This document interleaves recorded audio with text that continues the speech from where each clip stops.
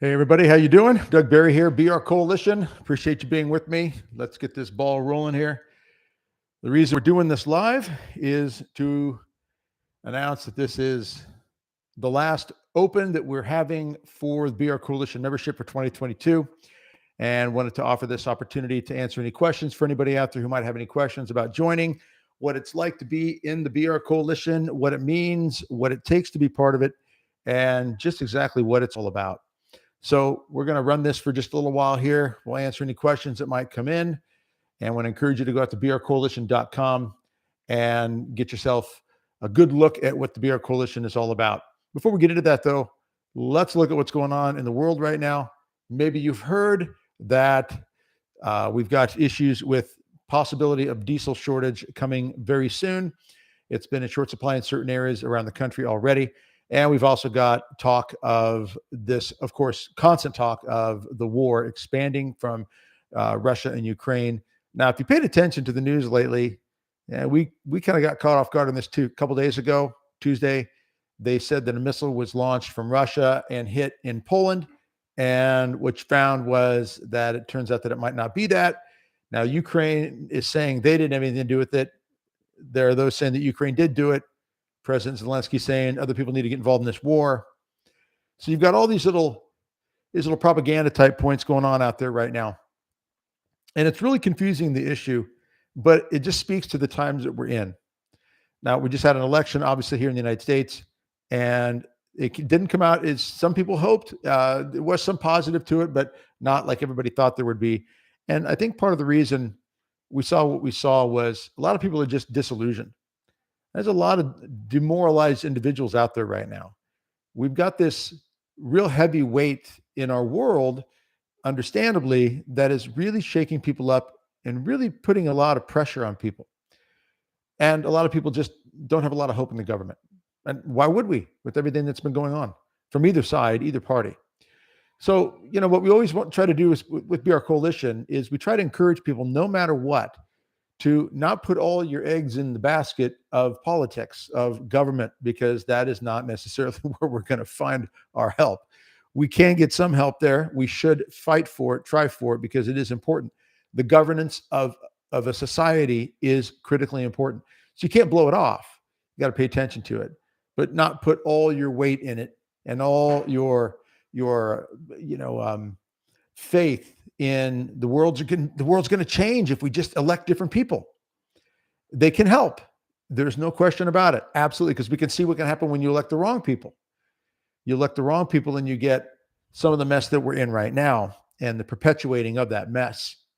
So we do need to fight that battle in that area, and we do need to elect the right people and when I say fight the battle, I'm talking about the spiritual battle and policies and so forth. I'm not talking about violence here. We're talking about making sure that we do everything we can to peacefully move forward with finding the right leaders.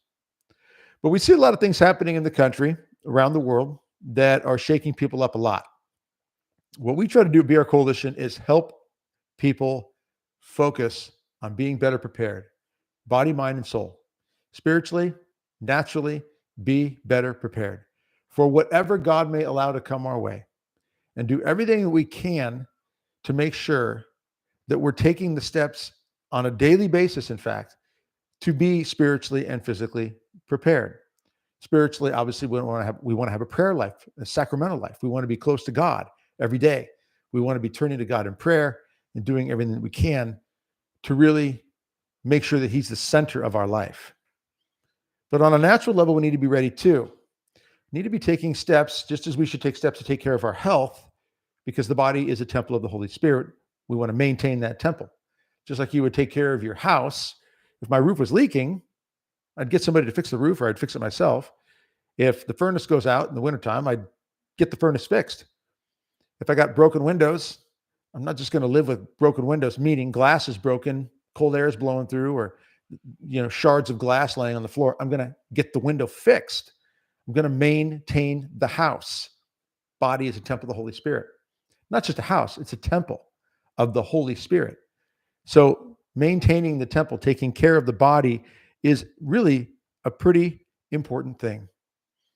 So that's one of the things that we really, really focus on in BRC is taking care of the physical that God gave us.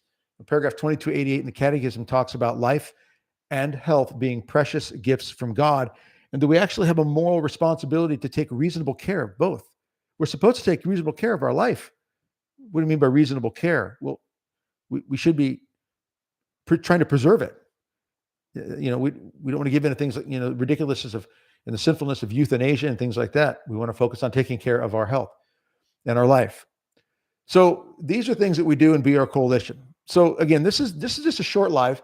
Wanted to introduce to people out there who might be interested that by the end of tonight, 10 p.m. Central Time, we are closing the doors, and we will not have the chance. You will not have the chance to join BR Coalition until next year. Now, the price right now is $24 a month.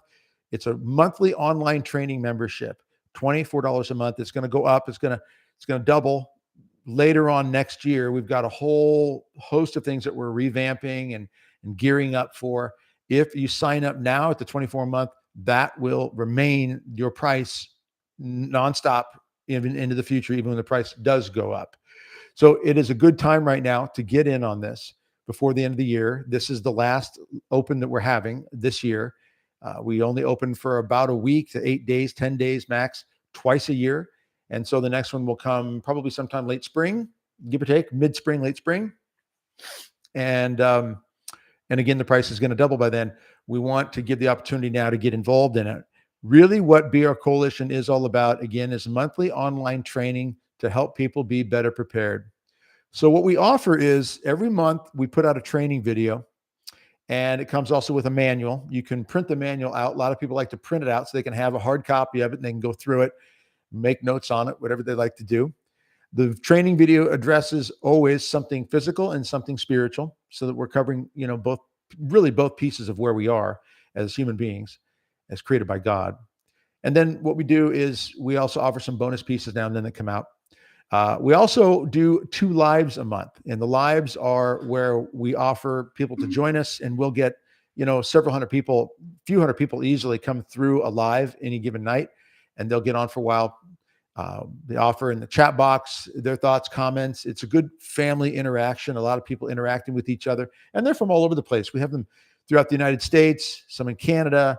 We have UK, Ireland, Scotland, India, Australia, Philippines.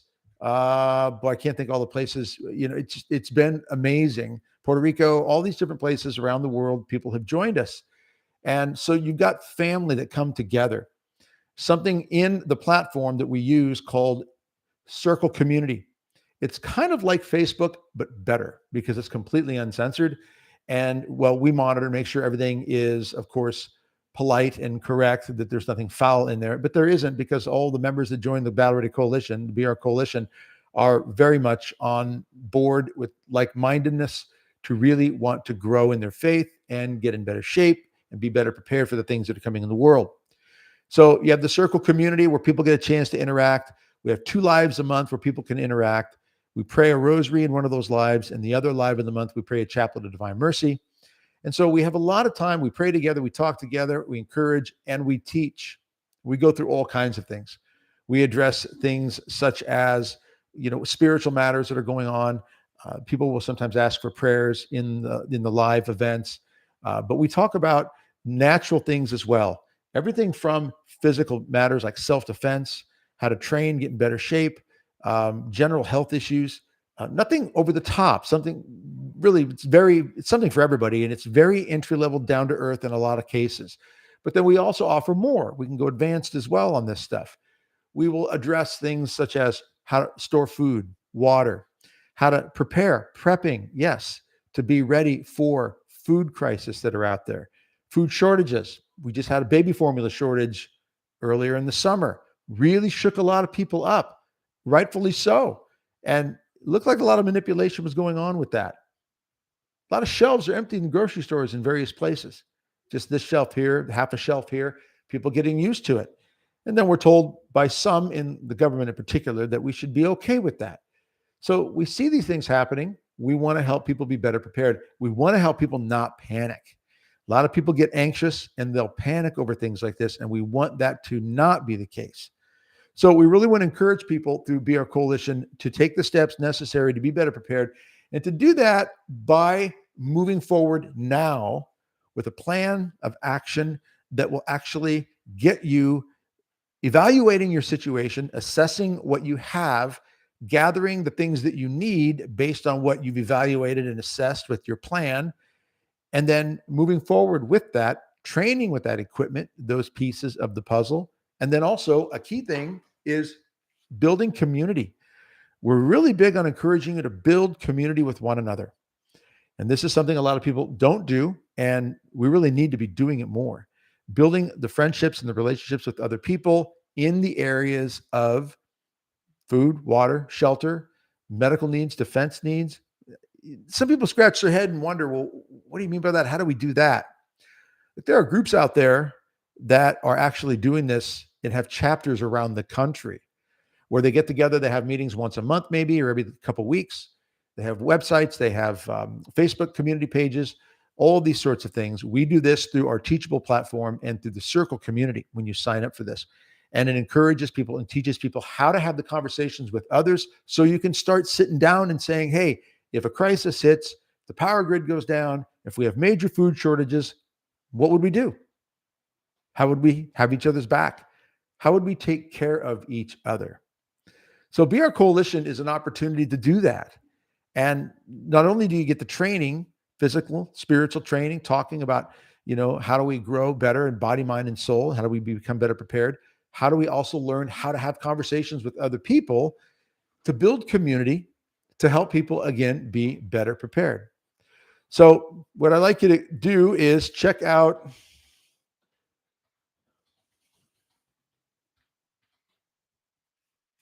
beourcoalition.com. Put it down there in the box. If you go out there, beourcoalition.com, that will get you to the page. And from there, you can look at getting signed up if you'd like to check this out. If you go out there, I'll simply say this. Let me bring this up over here. You're going out to the site right there on the homepage. You've got Be Our Coalition membership, and 3 hours. We'll get, what do we got? 3 hours, about 4 hours left. Yeah, just under 4 hours left. We're going to 10 o'clock Central Time before the doors close on this. So you can go out there to beourcoalition.com, and it gives you a chance to look things over. There's quite a bit of information on here. I'm scrolling through it right now. You've got endorsements, Father Richard Heilman, Jesse Romero, for example, a couple of endorsements from people who have just been very supportive of what we're doing. And then you've got just different quotes from different people, different testimonies that are on there as well. And one thing I want to make mention of is this is 100% money back guarantee if it doesn't work for you. You'll have 30 days to look it over. And in those 30 days, you can go back to the 2 years, more than 2 years of training videos that we have. You'll have immediate access to those 2 years plus of training videos. You can go back, you can look them over, you can get a lot of information out of those. But in 30 days, you can get a lot. And if you choose after 30 days that this is not for you, we'll give you your money back 100%. We got Melissa down here, says, hi, Doug. I became a member today. I'm looking forward to learning lots of useful information and acting. God bless you and the whole Be Our Coalition family. Thank you, Melissa. That is awesome that you are part of it. Welcome to this family. And I do mean that family because I have a lot of people who've been with us for over 2 years. The founding members, some of the founding members from the beginning who have been with us for a long time, and they are like family. And I was just recently at an event, in Peoria, Illinois, last month, October, and it was a rosary rally, and I was speaking at, and there were 5 or 6, at least 5 Be Our Coalition members who came from different places and got together, and we all had a group photo. It was really fantastic. So it is a family, and Melissa, welcome to the family. God bless you. We appreciate you being out there. But for the rest of you going out to beourcoalition.com, it does not obviously commit you or obligate you to sign up if you just go to the website and look it over, and you'll see everything we have there. Again, about 3.5 hours left before we close up the doors. And this live is not going to go very long, but I just wanted to get on for a little bit and encourage people to, again, take a look. And if anybody has any questions, throw them in the chat box right now, and we'll address them right now.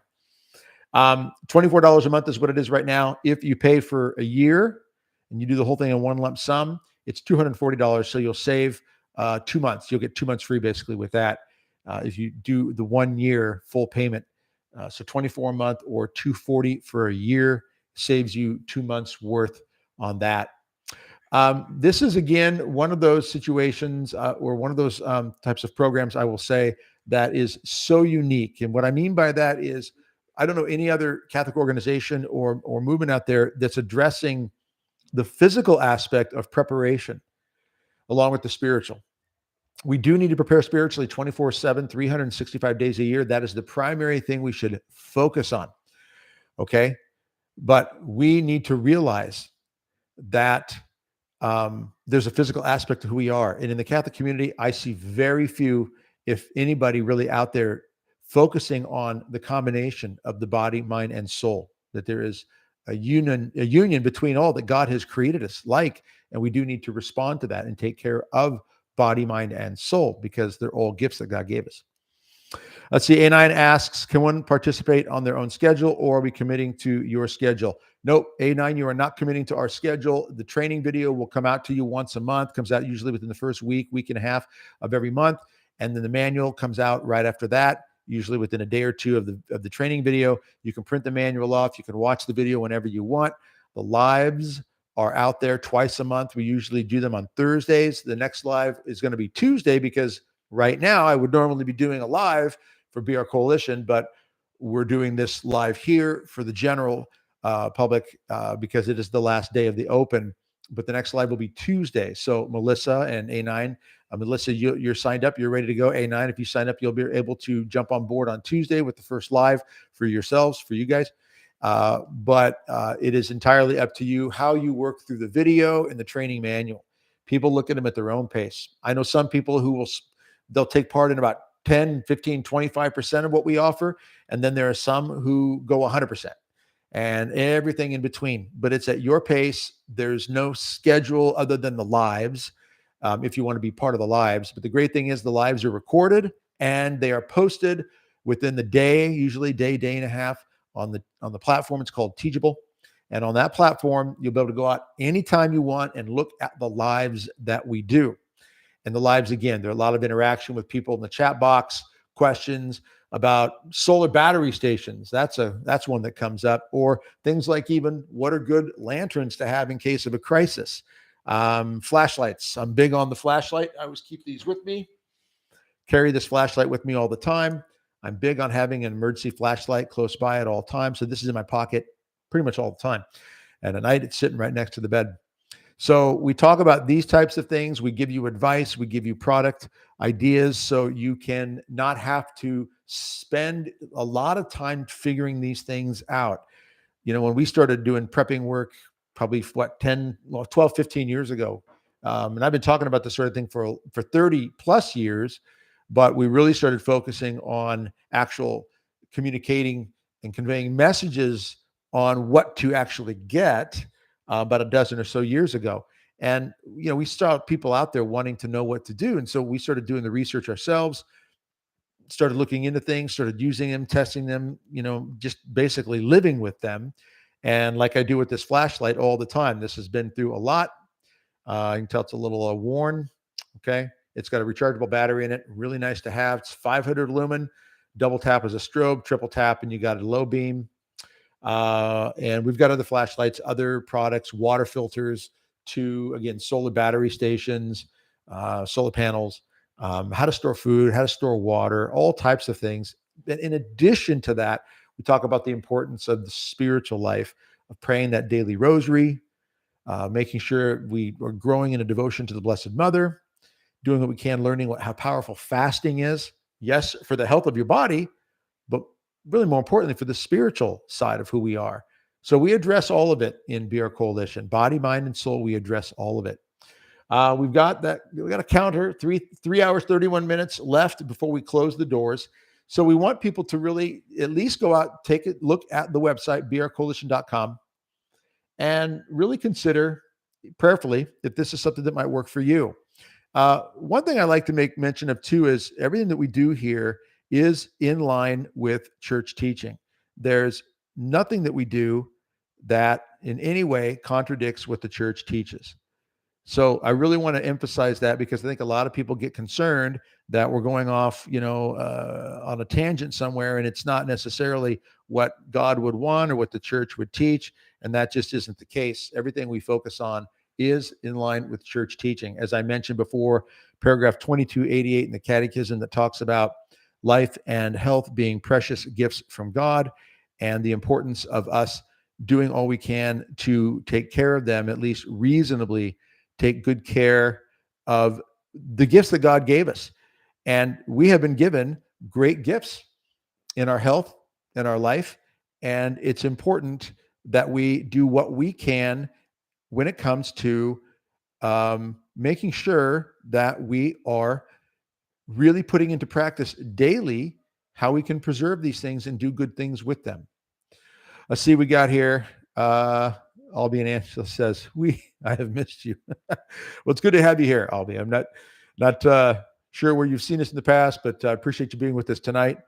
And I want to say to everybody else out there, that it's an honor to be able to do this work. BR Coalition is something that we have benefited so much from, the friendships that we have gained from so many people out there, edified so much and grown so much from all the just humbling comments and interaction with so many people out there. So we're very thankful for everybody out there who has been supporting what we do. I want to encourage, again, those out there who are on, if you've got any questions, any concerns, any thoughts about joining, why you might not want to join, any concerns about how it operates, how it functions, please put them in the chat box while I'm on here. I'm not going to be on very long tonight. Just wanted to do, again, a quick live as we near the end of this open. It closes in 3 hours and 29 minutes, 10 o'clock Central Time, 10 p.m. Central Time, and we're going to close the doors. It will not open again for several months. It'll be springtime, give or take, before we open again. And the price is going to double pretty much by then. Right now it's $24 a month, and we've got a lot of things we're going to be adding to it down the road. If you get in now at the $24 a month, that's your price. Okay. No matter what happens, what changes in the future, you're not going to be charged more. So, and again, there's a money back guarantee. If you do not like this after 30 days, you have up to 30 days. All right. Before you can decide if you don't want this, let us know within those 30 days, and we'll give you your money back without question. But again, any questions you might have right now, please put them in the chat box, and I'll address them right now while I got you on right here. 3 hours, 28 minutes to go on this. What do we got here? Andy, greetings. I sent it for your course in Teachable. Is this different? Nope, that's the one, Andy. The one in Teachable is the online training. I'm pretty sure if you are paying a monthly $24 fee, then, or you did the 1 year, then that's what that is. If you paid the one fee, 300 and some dollars, I think is what it is, or not sure what it is for the BREP course. That's a one-time course purchase. You pay that, you get the entire course. It's 4 or 4.5 or whatever hours it is of training. Just 10 different chapters and manuals in there. And that is a different course than this. But the Teachable, I think, is where you find both of them. But if you signed up for the monthly $24 a month, then that is exactly what we're talking about right now. Okay, so any other questions, just put them in the chat box there, and we will address them and get after that. Also want to remind you that in Scripture, we're told in many places and in many ways that prepping is a good thing. I want to point out a couple of them. One of them is the flood. What did God say to Noah? Bottom line is, God told Noah he wanted him to build an ark. Now, there's a couple things I like to think about when I think about the ark. Number one is that God told Noah he wanted him to build the ark, and then God brought the animals in twos, male and female, and put them on the ark. You would think that if God could bring the animals from all over and put them on the ark, he could have then built the ark, and he could have. But God wanted Noah and his family to be part of the process. So there are people out there who will say that, well, if we're going to have some serious crisis in the world, war, famine, disaster, I'm just going to trust Jesus and he's going to take care of it. And I would say to that yes, he can if he wants. There's no question. But we have countless stories in history, in our church, in scripture, where God calls on people to be part of the process. And you see that in Noah, part of the process. And for people who don't prepare when a crisis is coming, it's rare that God steps in and preserves them. He does. There are cases and stories, sure. But in many cases, he lets things unfold naturally and through ordinary means. Think about Joseph in the Old Testament. When Pharaoh was having the dream of the 7 fat cows, 7 fat grain, 7 skinny grain, or healthy and unhealthy grain, what happens? Joseph is called out of prison to interpret the dream. He tells Pharaoh, you are going to have 7 years of bountiful harvest, and then you're going to have 7 years of famine. And it's going to be brutal. And it's going to affect all of Egypt, surrounding provinces everywhere. What do we do? Pharaoh asks. Well, it came to be understood that they needed to prepare. And so Joseph was put in charge, and Pharaoh made sure that Joseph was given power, second only to Pharaoh himself. And Joseph was all over the land. He went everywhere throughout Egypt. And for 7 years, they collected a measure of wheat, measure of grain, and other provisions, I'm sure, from every harvest and stored it up and prepared. Now, they say by at one point it states in scripture that there was so much that they couldn't even keep track of the measurement. So what do you have then? You also have to think about all of the storage units that would have to have been built and all the other pieces of the puzzle that would go along with it, moving the material, the grain, building it, the supplies to build it, all these pieces that all these people had to be part of in order for this plan to function and to be accomplished, the mission to be accomplished. So this was 7 years of preparing because they knew there was going to be this major famine. So God does do this. He uses us to be part of this. There are people out there who talk about when it comes to self-defense, I'm not going to defend or protect. I'm never going to pick up a gun. I'm never going to in any way defend or protect myself because if something happens, I'm just going to leave it to God. Well, number one, that's not in the Catechism of the Catholic Church. The church teaches there are 3 main paragraphs where the church talks about legitimate self-defense and not only the right to defend ourselves, but the obligation depending upon certain circumstances, such as if you were head of a community, like if you're head of a family. So we know that God says that it's good for us to protect and defend ourselves. Yeah, but Jesus wouldn't carry well, look, in scripture, all right, Luke 22, verse 36 in particular. Right before verse 36, Jesus is sending them out again, and he says to them, last time I sent you out, I told you not to take certain things. This time I'm telling you to take them.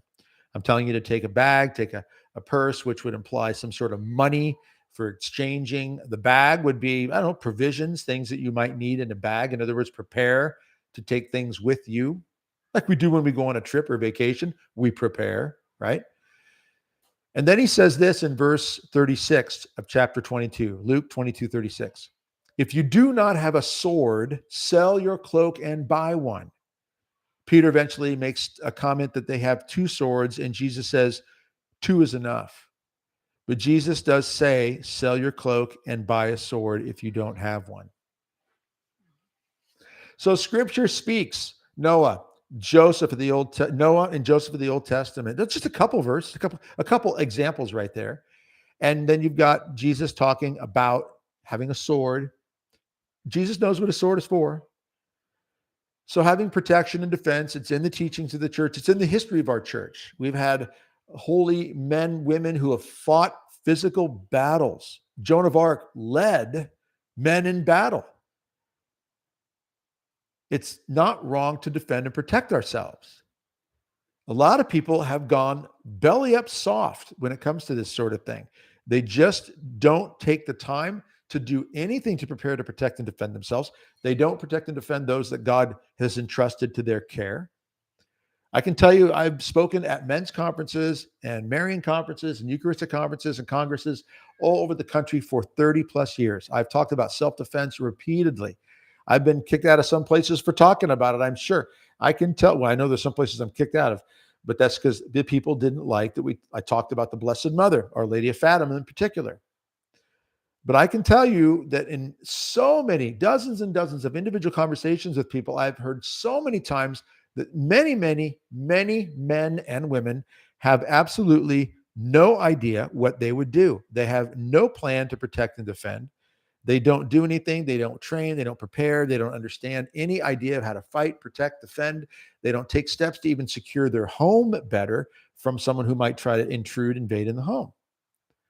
So these are some serious times that we're living in, and we see a lot of violence. We know there are a lot of problems going on in the world right now, and it's important for us to not take lightly our responsibility to protect and defend. But I can tell you, there are people out there, it's right over the head. They don't take any time to even train to take care of themselves physically. In BR Coalition, we talk about this regularly. We want to encourage, we want to build you up, we want to give you ideas on what you can do. We want to take the steps to help you be better prepared to protect and defend yourselves, to store up food, to be spiritually prepared, to handle emotional struggles, fears. One of our training videos just recently addressed fear and how fear can paralyze people.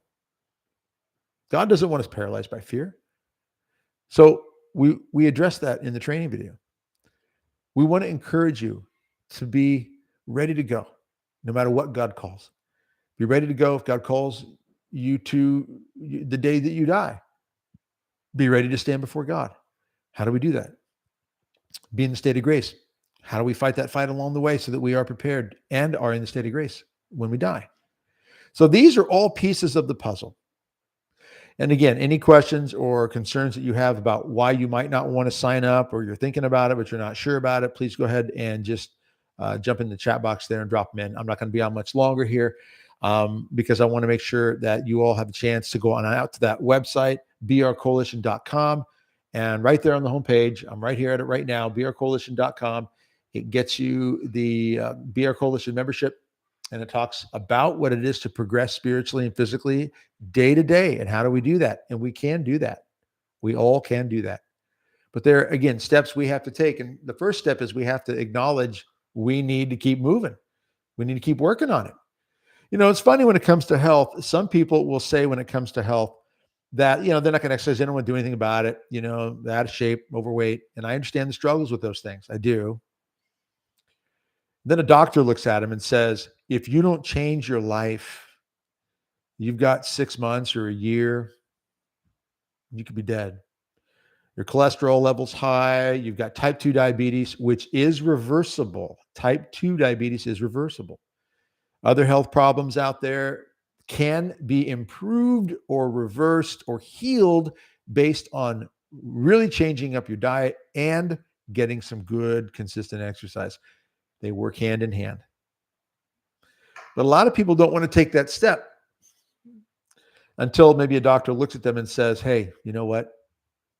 And then still there are people out there who will say, well, I'm not going to worry about it because, if my time is now, that's my time. I'm going to accept it. And I'm just going to be ready to go. And I would say, what about the people that are counting on you? What about people that are counting on you to be around? What are you doing for them? A lot of people that don't even take that seriously.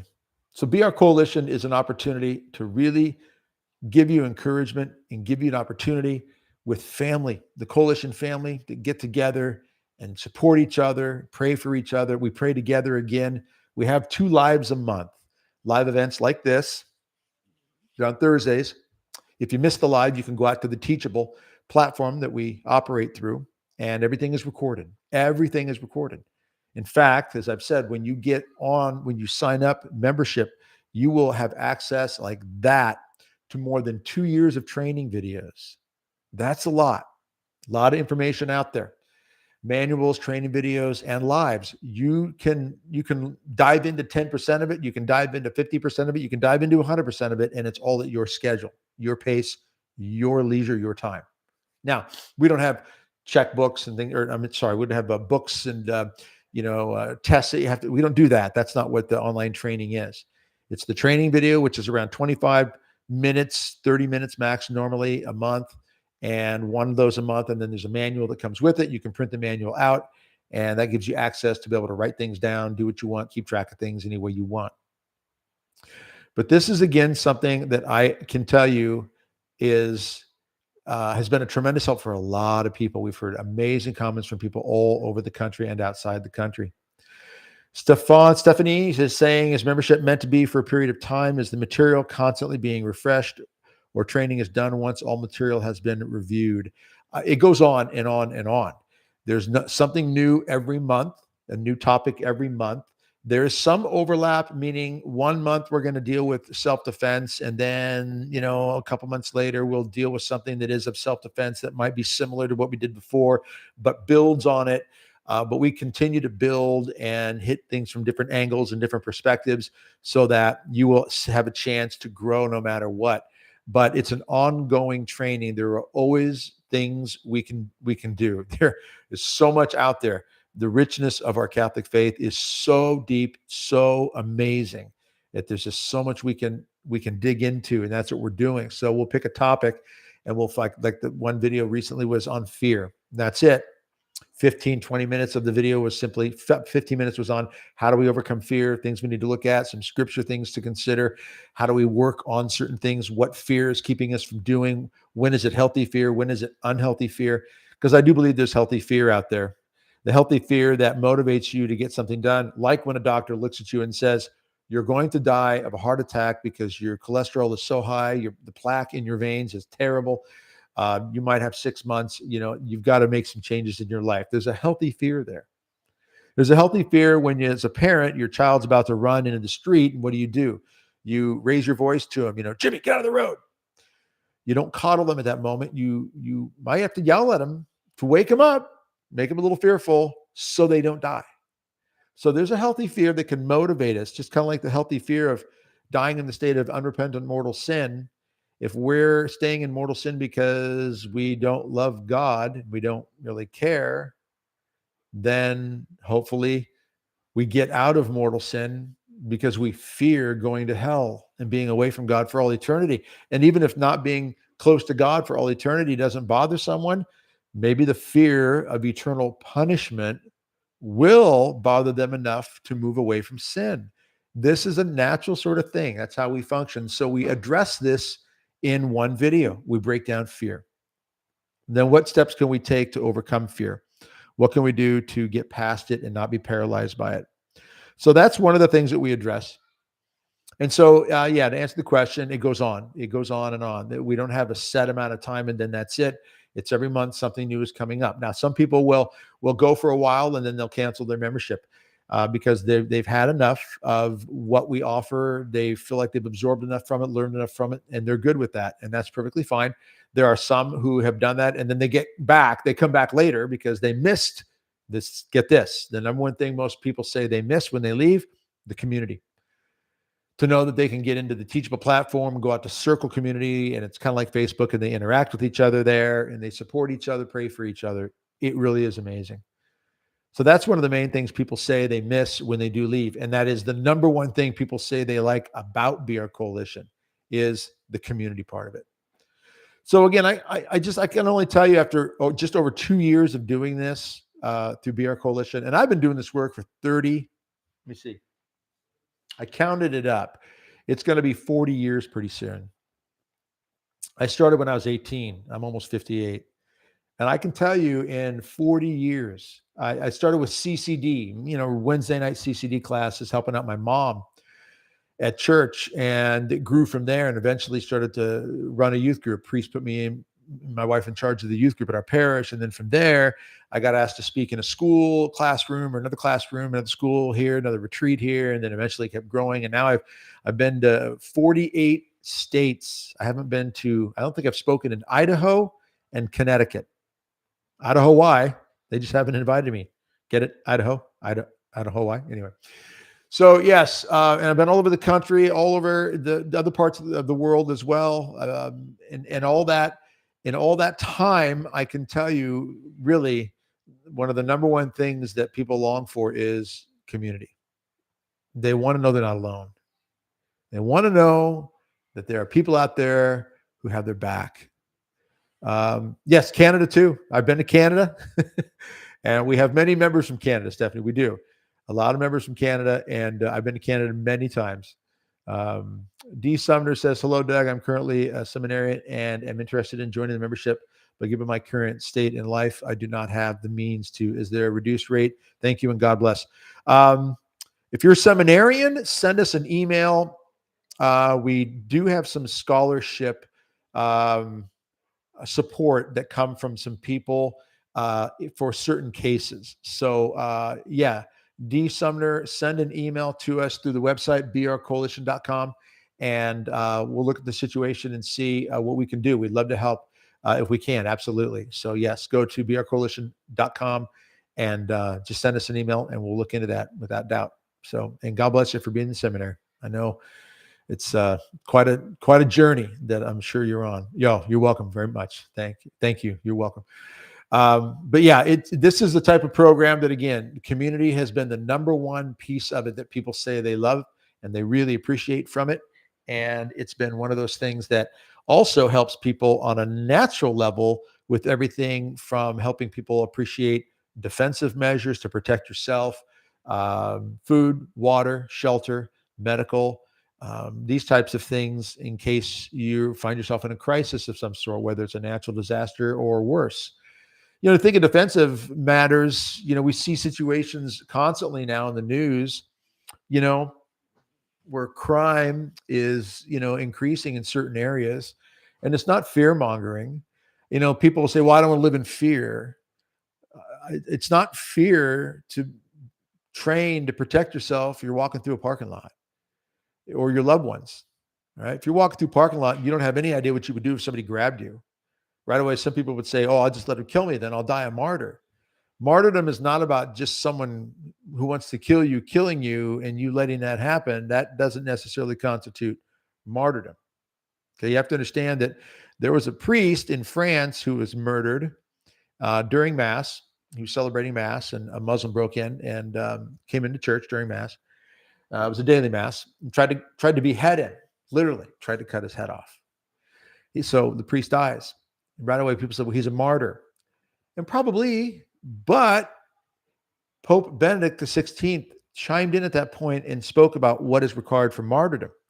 Number one, you have to die because you're a witness. That's what martyr really means, is this witness.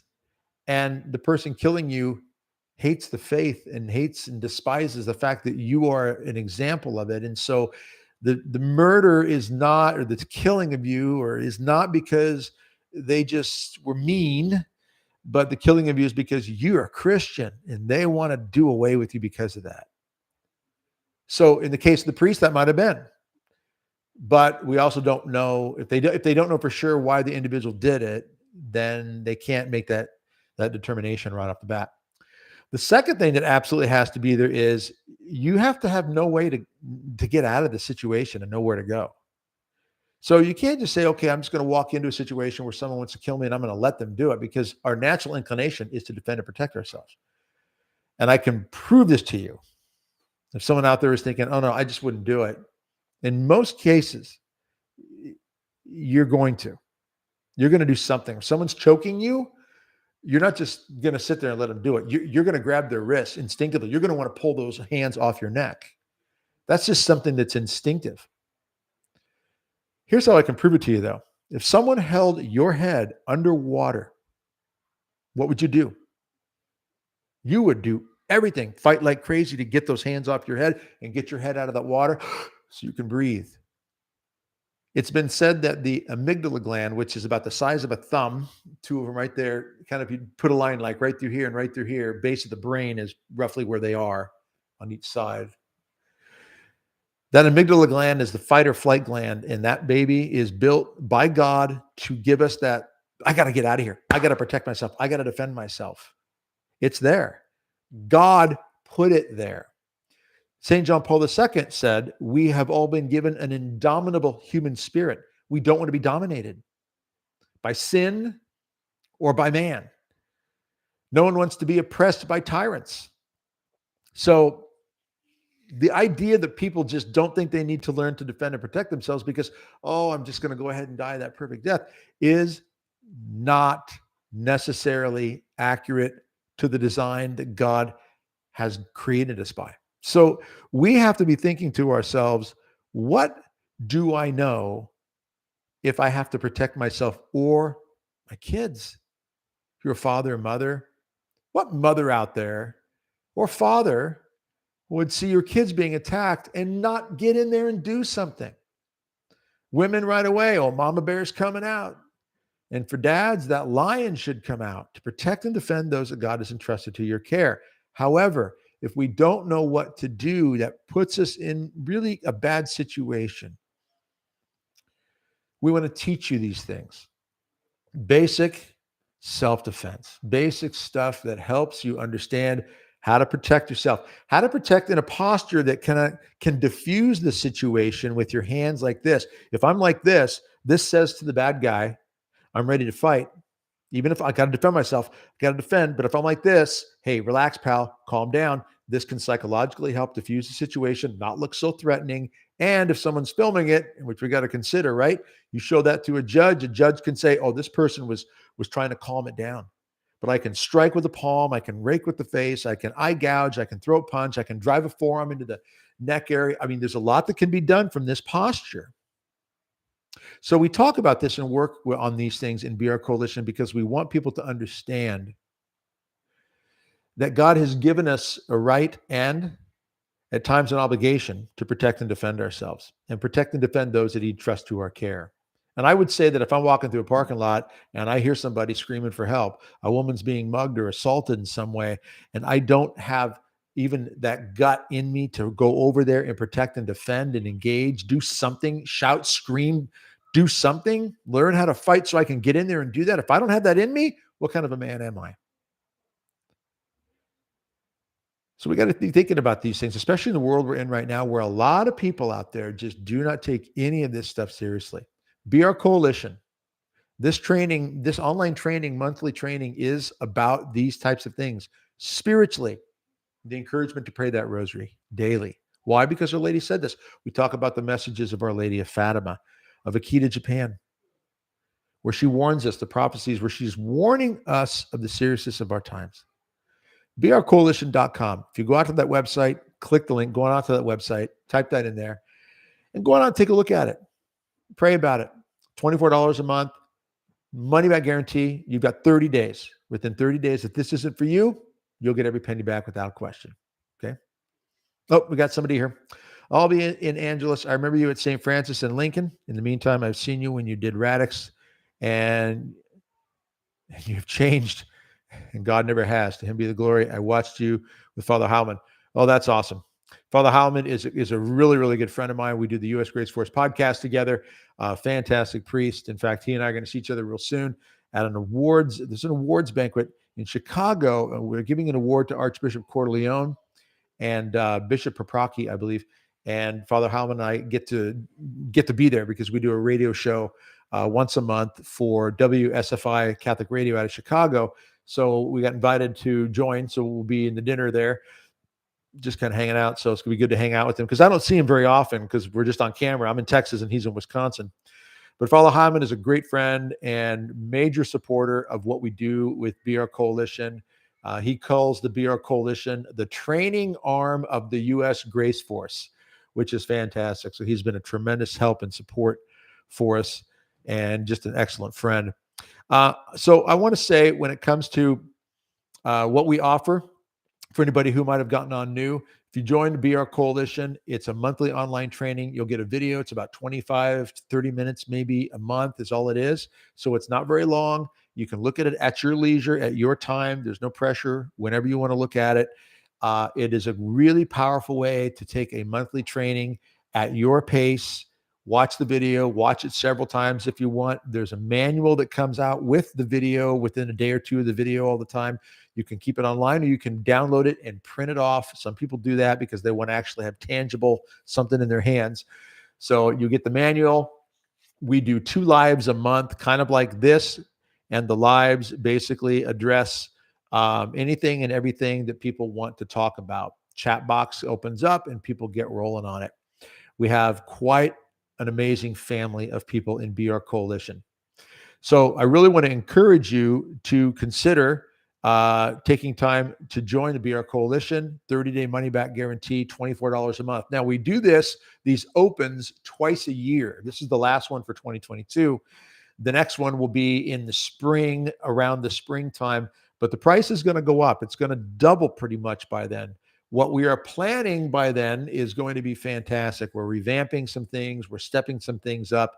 So it's going to be really a tremendous improvement. And we've got to bring, more manpower on the team is what we need to be able to expand this.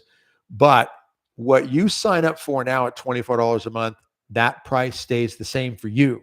So your price is not going to go up. It'll only be for the next open, and any new members then on will have that higher price. You have this price at $24 a month, and that's not going to change for you no matter what is added to the online training. So let's understand that. That's an important thing to remember. I want to check something out here. I got a couple of notes that have come in here, and I don't want to miss anything here. So give me one moment here. Okay. Let's see. Okay. Yep. All right. I really want to encourage you to consider doing this not just for yourself, but for others. Okay. We hear a lot about really self-improvement. We hear terms like being self-aware. Gotta be careful about that. Okay. Make sure it's not apart from God. You can be aware of yourself in the sense of your sinfulness, your weaknesses, your strengths, the gifts that God gives you. I need to be aware of those things. That's obvious. I need to be aware of what's going on around me, situational awareness, aware of my situation. That's a good self-defense term as well. Keep your head on a swivel so you're always paying attention. You're not going through life. People sometimes are on their phone and they just go through life on their phone and they're not aware of things around them. So you need to be aware of what's going on in your life, aware of your surroundings, aware of the gifts that God gives you, what he creates you to be, how he creates you to live. These things are all very important, very, very important. But we also need to be thinking to ourselves that this is not just about us. I don't do these things just for me. I want to be the best version of myself. We hear that term a lot, right? Be the best version of who you are for other people so that you don't give your loved ones your leftovers, right? Give God what's most. Don't give God your leftovers. Well, don't give others around you your leftovers either. Give God what's first fruits, but then also make sure that those around you, your loved ones, those that God has entrusted to your care in your life, that they get the best you. Well, what is the best you? Anybody married longer than a week knows. What do you do before you even meet the person that you fall in love with and realize you want to marry? You put on the best, right? I mean, you put on the nice smelly stuff. You do the hair up, if you have hair. I had hair. You take care of yourself and you present yourself to this person looking as good as you can. And you want to give them a good personality. You want to give them a sense of humor, optimism. You want to be that to them. After we're married for a while, some people, they just let it go. They just let it go. And they don't give their spouse the best version of themselves. Why? Why do we drop off on that? Why do we not take care of ourselves? Why do we not give the people that we love, our children, our spouse, parents, our family, our siblings, our good friends, the best us? And that doesn't mean you've got to be a world-class athlete to be in shape. Doesn't mean you have to be a theologian to grow in your faith. Okay, so whether it's physical or spiritual, doesn't mean you have to be the depth of a deep philosophical psychologist to grow in the mind. But we also want to take the basic steps at least to eat better, get some exercise in, get some strength, right? Take care of that health. Make sure the prayer life is good and consistent. Consistency is more important than these moments of going on a retreat, but then not being consistent. Now, I go on a retreat every year, someone might say, but then throughout the year, is there a consistent daily prayer life? We've interviewed exorcist Father Chad Ripperger on our podcast many times on U.S. Grace Force. Father Chad Ripperger is amazing. He does a great job. And Father Chad Ripperger has made it very clear. And I asked him point blank, Are the demons bothered by discipline as much as the prayer itself, a disciplined prayer life as much as the prayer itself? He said, yes, if not more so. So someone who prays, if you go on a tangent and you're praying 3 rosaries a day for a week, that's great. That really is great. But then you drop off and it's not there. One day you're all fired up, you go to adoration, you pray, but then the next day there's really no prayer. What would be better would be some prayer every day consistently on a pattern. Pray first thing in the morning, pray in the afternoon, pray in the evening, pray several times a day, pray consistently, get that rosary prayed every day. Our Lady did ask for that in Fatima and many other places. Pray the daily rosary.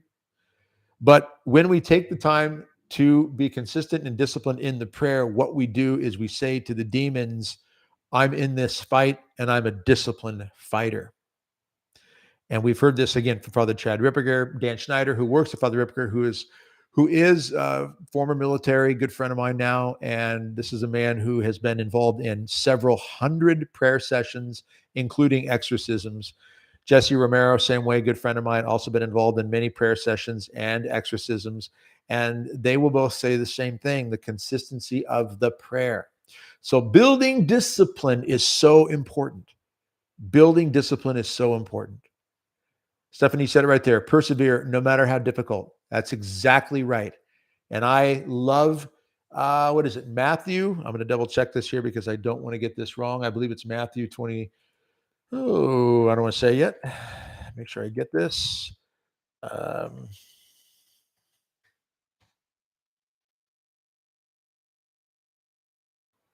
Okay. Yep. Darn it. I got it wrong. Shoot. I thought I had it.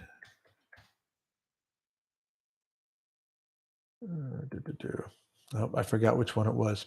All right. I'll find it. Hold on. Because I want to get this right.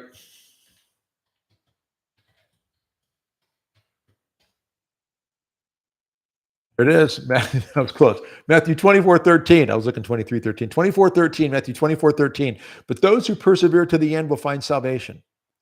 Those who persevere to the end will find salvation. So, Stephanie, you're right on that. Persevere no matter how difficult.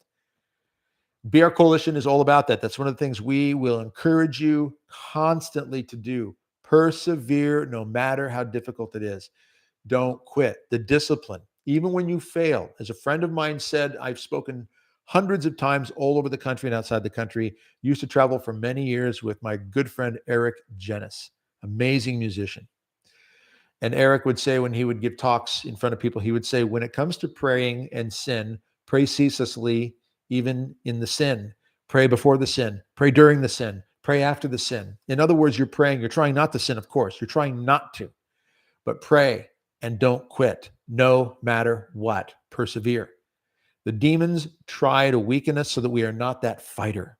They don't want that fighter, that one who just will not quit. They want the one who buckles easily. Emotionally, they're up and down.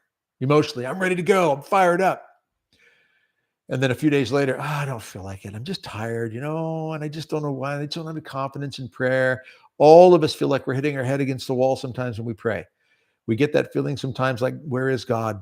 I always say figuratively or literally, there are moments where you're sitting on the edge of your bed, your face buried in your hands, and you're wondering, God, where are you? Sometimes my prayer is, God, where are you in this or in that, whatever this or that is at the time? Where are you? So I cannot encourage you enough. And this is what we teach and encourage in BR Coalition all the time. Persevere. When we do those lives twice a month, we get people on those lives. We're just, we'll spend an hour or 2 hours. I think the longest live was almost 4 hours. Now, not everybody stays the whole time. Don't get me wrong. It will come and go. We'll have several hundred through a live easily on a night, but many will go out and watch the replay later, because if you don't join the live or join for some of it, you can go watch it later because it will be posted on the Teachable platform. And when you have your account, you'll be able to go in and pull it up, and you can be encouraged by it anytime you need to, because that's one thing I'm never going to say. I'm never going to stray from. Let me put it that way. I'm never going to stray from encouraging you to persevere, no matter how hard it is, no matter how difficult and challenging things in the world get. Do not give in. And when you do fall and stumble, and we all do, perseverance means you get back up, you get going again, and you keep moving forward. Keep moving forward no matter what. BR Coalition is all about helping you get the job done, meaning not quitting. Doesn't mean that you're going to find perfection. Notice that it doesn't say in scripture, those who find perfection will find salvation in the end. Those who figure it all out will find salvation in the end. Those who get to a point where they never fall again will find salvation in the end. No, that's not what it says. It says those who persevere, those who don't quit, no matter how difficult it is. So I want to make that clear. BR Coalition is really wanting to encourage you so much in all of that. So what we want to do, Stephanie, all right, brother, signing up. Iron sharpens iron. Viva Cristo Rey. That's awesome. God bless you. That is awesome. You're going to be part of this family. Good to have you on board. Everybody out there, brcoalition.com. We are sitting on, what is it now? 2 hours and 50 minutes left. So just under 3 hours left. We're going to close the doors. It's $24 right now a month. It's going to double after this when we open the doors again coming up in the springtime. And we're going to be revamping and upgrading some things. We've got to get more people on board on the team for some different things that we need to do. And your price will not change. You get in now at $24 a month. It will not change. Now, if you do the 1 year at a time, you'll see, I'm going to scroll down here, 1 year at a time. And the price is, I lost it. Where is it? There it is. $24 a month or $240 for a year, which means basically you're getting 2 months free. Okay. So we want to give you that opportunity there for people who want to just sign up for a full year in one shot. You're going to get 2 months free on that. So $24 a month or $240 for the year. Again, brcoalition.com, 30-day money back guarantee on this, which means I don't want you to be part of this if it doesn't work for you. And I mean that sincerely. It doesn't make anybody happy. We're not happy if you're not happy, and you're not happy if it doesn't fit for you. But try it.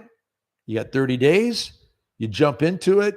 You go back and look at old training videos. We have just over 2 years, 2 years from September that we started this.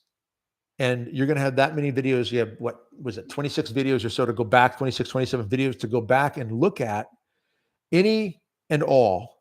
10% of them, 100% of them, anywhere in between at your leisure. And you have 30 days to dive into that. Just look at the subject matter, see if that fits for you. Type in the search, pull up the topic that you're interested in. There's some physical training, there's spiritual training. We cover it all. We want you to be better prepared, body, mind, and soul. Again, don't forget that we have the 2 lives every month, where normally on Thursdays, this would be a live right now for BR Coalition if I wasn't doing this live right here. But normally on Thursdays, 2 Thursdays a month, we have these lives. We have people chiming in from all over the place. Again, Scotland, UK, which is awesome. Ireland, Canada. We've got Philippines, Australia, India. It's fantastic. Puerto Rico, from all over the place. So you'll be part of that family.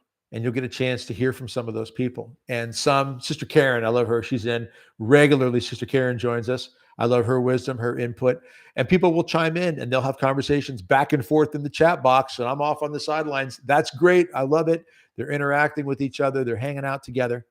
And then Circle Community is also a real fantastic part of this. And the Circle Community is very similar to kind of like a Facebook, but better, because it's not open to everybody. It's open just to those who are part of BR Coalition. And the BREPers, we call them. The BREPers are people who have purchased the BREP course.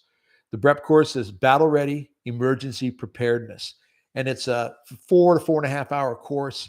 It covers a lot of different stuff in 5 main categories: food, water, shelter, medical, and defense. And we break those down and really help you get better prepared.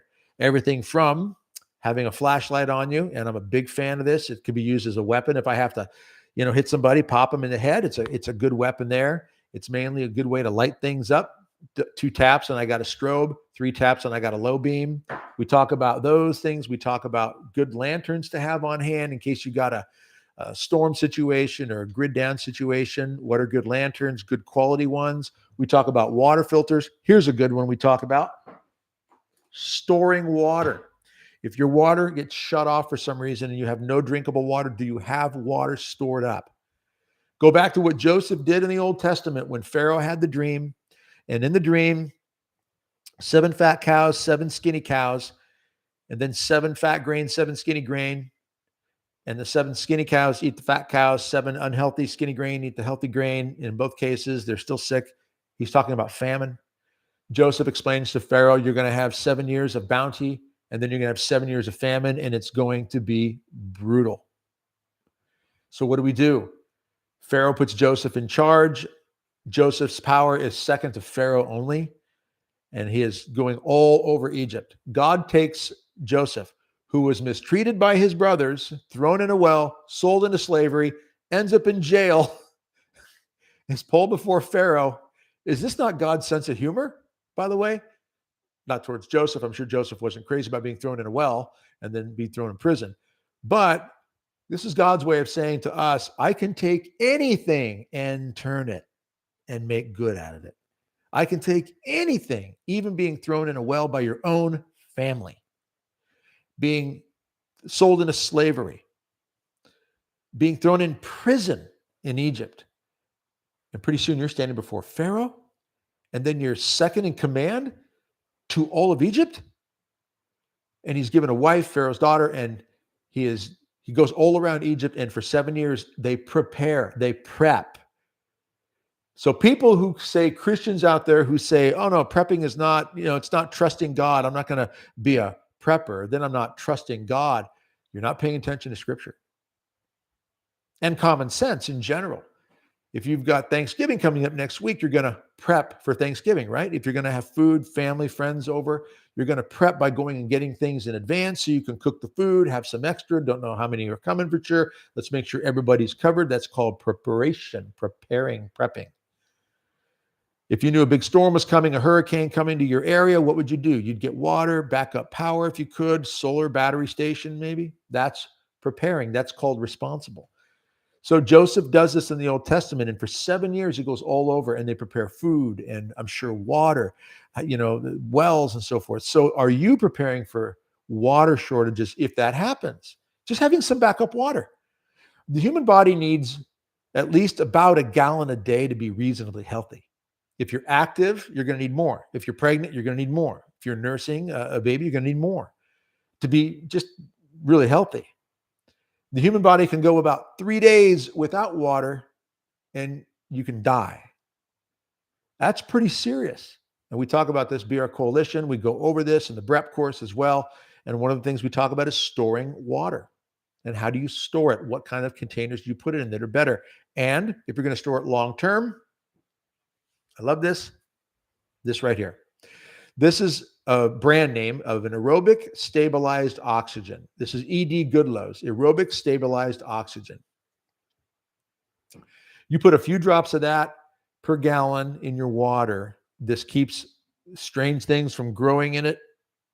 It allows it to be drinkable for up to 6 or 7 years, one guy said. One guy tested it, and it was 6 or 7 years later. He took a drink, and it was perfectly fine. A lot of people have no clue about this sort of thing. This is not bleach. This is not a chemical. This is natural. A lot of people will go with things like bleach or chlorine, and that can be done. It can in a pinch, if it's either dehydration, which is brutal on the body, or drinking a couple of drops of bleach in a gallon of water. Yeah, you'd probably go that route, even though but this is even better. So we talk about these sorts of things and we train and encourage that. We want people to be better prepared in all these areas, just like Scripture shows us that it's good to prepare and it's a responsible thing to do if you have loved ones, people that are entrusted to your care. See, Melissa says, to those who are about to sign up, I don't see the 240-year option on the payment checkout stage. I would have liked to do that. Make sure you look carefully before submitting your order. Melissa, if you want to do that, contact us with an email, okay? Please do, and Haley will respond, and I'm sure she will take care of that. I have no doubt we will fix that for you. So Melissa, if you want to go the 1 year and adjust that, let us know in an email and we'll take care of that. Let me click on enroll now and see what I see here. Let's Let's see here. You're right. I do see to do. Yep. I don't see an option on that for the 1 year. So I'm not sure why that's not listed in there right now. Let me see here if there is a place to send a message on the subscription page. It doesn't look like there is right there.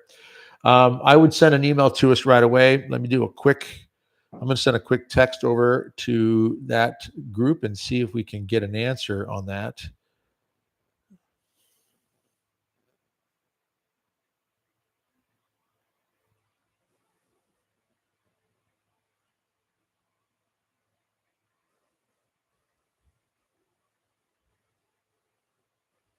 Give me 1 second, everyone. I appreciate your patience.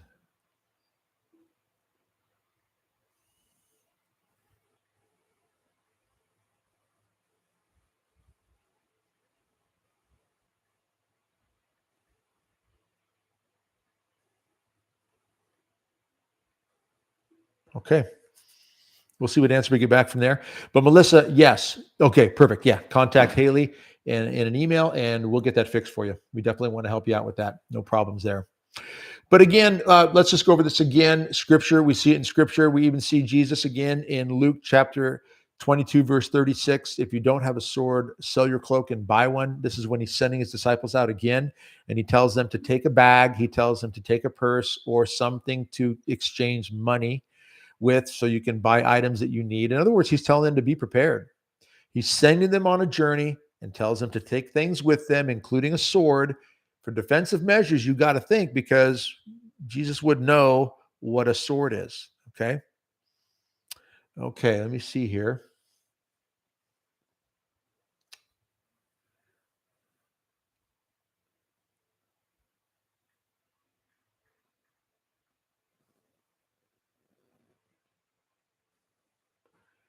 Okay. She said that it is on here about halfway down the middle of the page.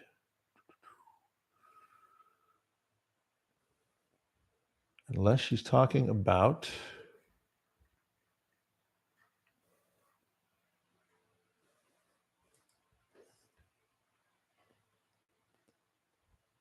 okay, I see where it is. Yes. Okay. It is on, for those of you who are interested in the 240 a year, if you go to the homepage. Yeah, Melissa, you're right. You can change that, Melissa. Again, email Haley. It looks like if you click on enroll now towards the top, there are a couple places there where it says enroll now. It takes you to the $24 page. If you're on the main page, brcoalition.com main page, and you scroll down to somewhere in the middle, you'll see where the two options are right there, where it's $24 a month on the left. Underneath that, enroll now, pay monthly. And on the right, it says $240 a year, enroll now, pay monthly. If you click that box, it does take you, I'm doing it right now, it takes you to a page. And on that page, that's $240. But on that one, you don't see the $24 one. So they're individual pages is what that is.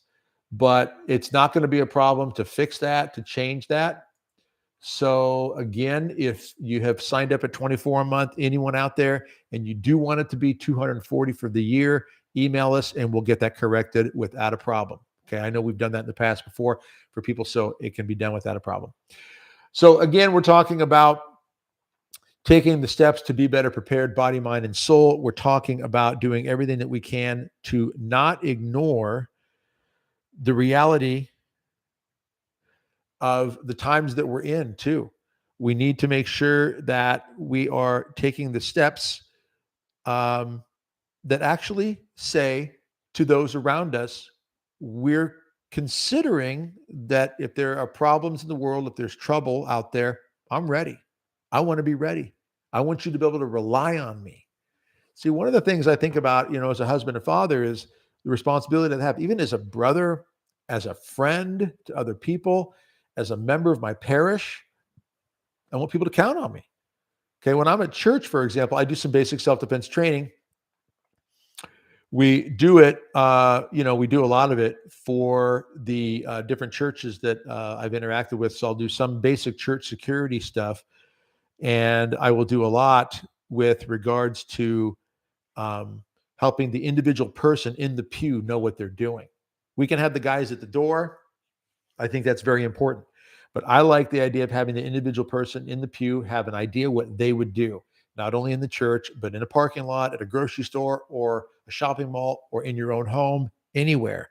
What would you do if someone came at you, choked you, tried to strike you, tried to grab you from behind? What do you do? How do you respond?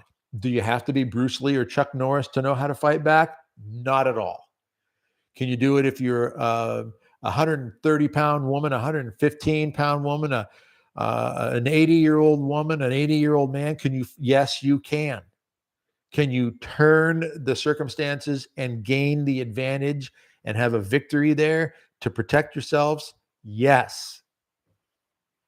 What if they're on drugs and they're high and can you stop them then? Yes, you still can. There are so many things that you can do. So I teach this in a lot of places, a lot of times. I do these things, and I want people to know they can count on me. So if I'm in the pew at church and a problem should arise, I want fellow parishioners to know they can count on me. If there's a problem with food shortages or war or natural disaster, and people come to my door because they need help, I want them to know they can count on me. Now, that being said, I will say this. I have had people say to me over the years, well, Doug, if there's a problem, we'll just come to your house. And I would say to that, if you're going to come to my house, please bring everything that you have prepared with yourself, because a lot of people aren't doing anything to prepare, and they're just going to show up and expect that you're going to cover everything for them. That's not going to go well. We've got to pitch in. Okay. One of the examples I like to use is if you got 10 people in a neighborhood, 10, one person is preparing. Spiritually, they're honing up their spiritual skills and abilities, and they're close to God. They got a good, peaceful life, and they're ordered. And in a crisis, they've got a good mind about them, because a good spiritual life about them. And naturally, they're preparing food, water, medical shelter, defense. They're ready to go. They're not crazy off the wall stuff either. I'm talking about that person who's right there. They can live in the world and be prepared and not go off the page with craziness or panic buying or hoarding. But that person is preparing. These 9 aren't. One is. In that neighborhood, let's say crisis hits, that neighborhood is locked down for some reason. People can't get in or out for some reason. Neighborhood's locked down, and you're stuck with whoever's there in the neighborhood. Those 9 people know that one person is preparing. I guarantee you, after a few days or even sooner, if they know they're not getting fresh water, they're not getting food, maybe there are bad guys that might be starting to roam around the neighborhood, those 9, actually, some of them might become the bad guy, because desperation drives people to do desperate things. Those 9 are going to be going to that one saying, hey, we need help. We know you got stuff. Let's say 5 are preparing and 5 aren't. And the crisis hits. Those 5 that are preparing now have to deal with the 5 that aren't. But they're a team. There's 5 of them, which means they've got more provisions, more training. Spiritually, they're better prepared. They got the heart in the right place. The relationship with God is there. They can look through the lens of Christian faith and belief in order to evaluate and assess situations, which means that they're clever as a serpent, gentle as a dove. They don't become a wallflower to be kicked around. They're smart, but they're charitable. They're going to help deal with these 5 that are not trained or prepared. Let's say 9 are prepared, 1 isn't. Crisis hits. That 1 needs help. Those 9 can easily do it. Easily absorb what that 1 needs. And there's peace in the neighborhood, peace and more order. Even in crisis, because these 9 are prepared. They've got some skills. They can bring different skills. They can help support each other's skills. They've got training. They've got goods and materials, and they're ready to go. And that one is going to feel like, okay, it's all right. And this is what we need to be thinking about more. How do we help more people be better prepared? Even if everybody is a little prepared, that's sometimes better than one or two people being really prepared. If a lot of people are a little prepared, that's going to help because they're going to be able to contribute and work together in order to accomplish whatever needs to be dealt with at that time. Michael Gardner, hey Doug. Hey Michael, how you doing? Michael says, for all new people, I've been with BRC, Doug and family for 2 years. Been prepping for many years. Yep, Michael's one of our family members. He's a brother out there. Been prepping for many years. I can say he is the best Catholic prepper I've known. God bless you. You can't go wrong with the BRC family. Michael, thank you for that. God bless you, brother. I appreciate that very much. I really do. That's humbling. I hope and pray that it helps. And this has just been on my heart for a long time. And I really believe it's something God has put on my heart to try to help people be better prepared.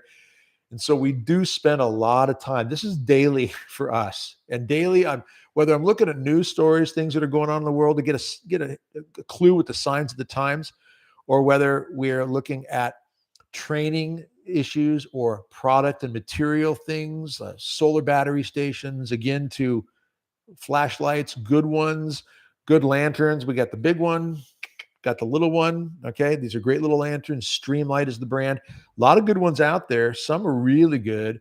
These are good mid-range that are good quality.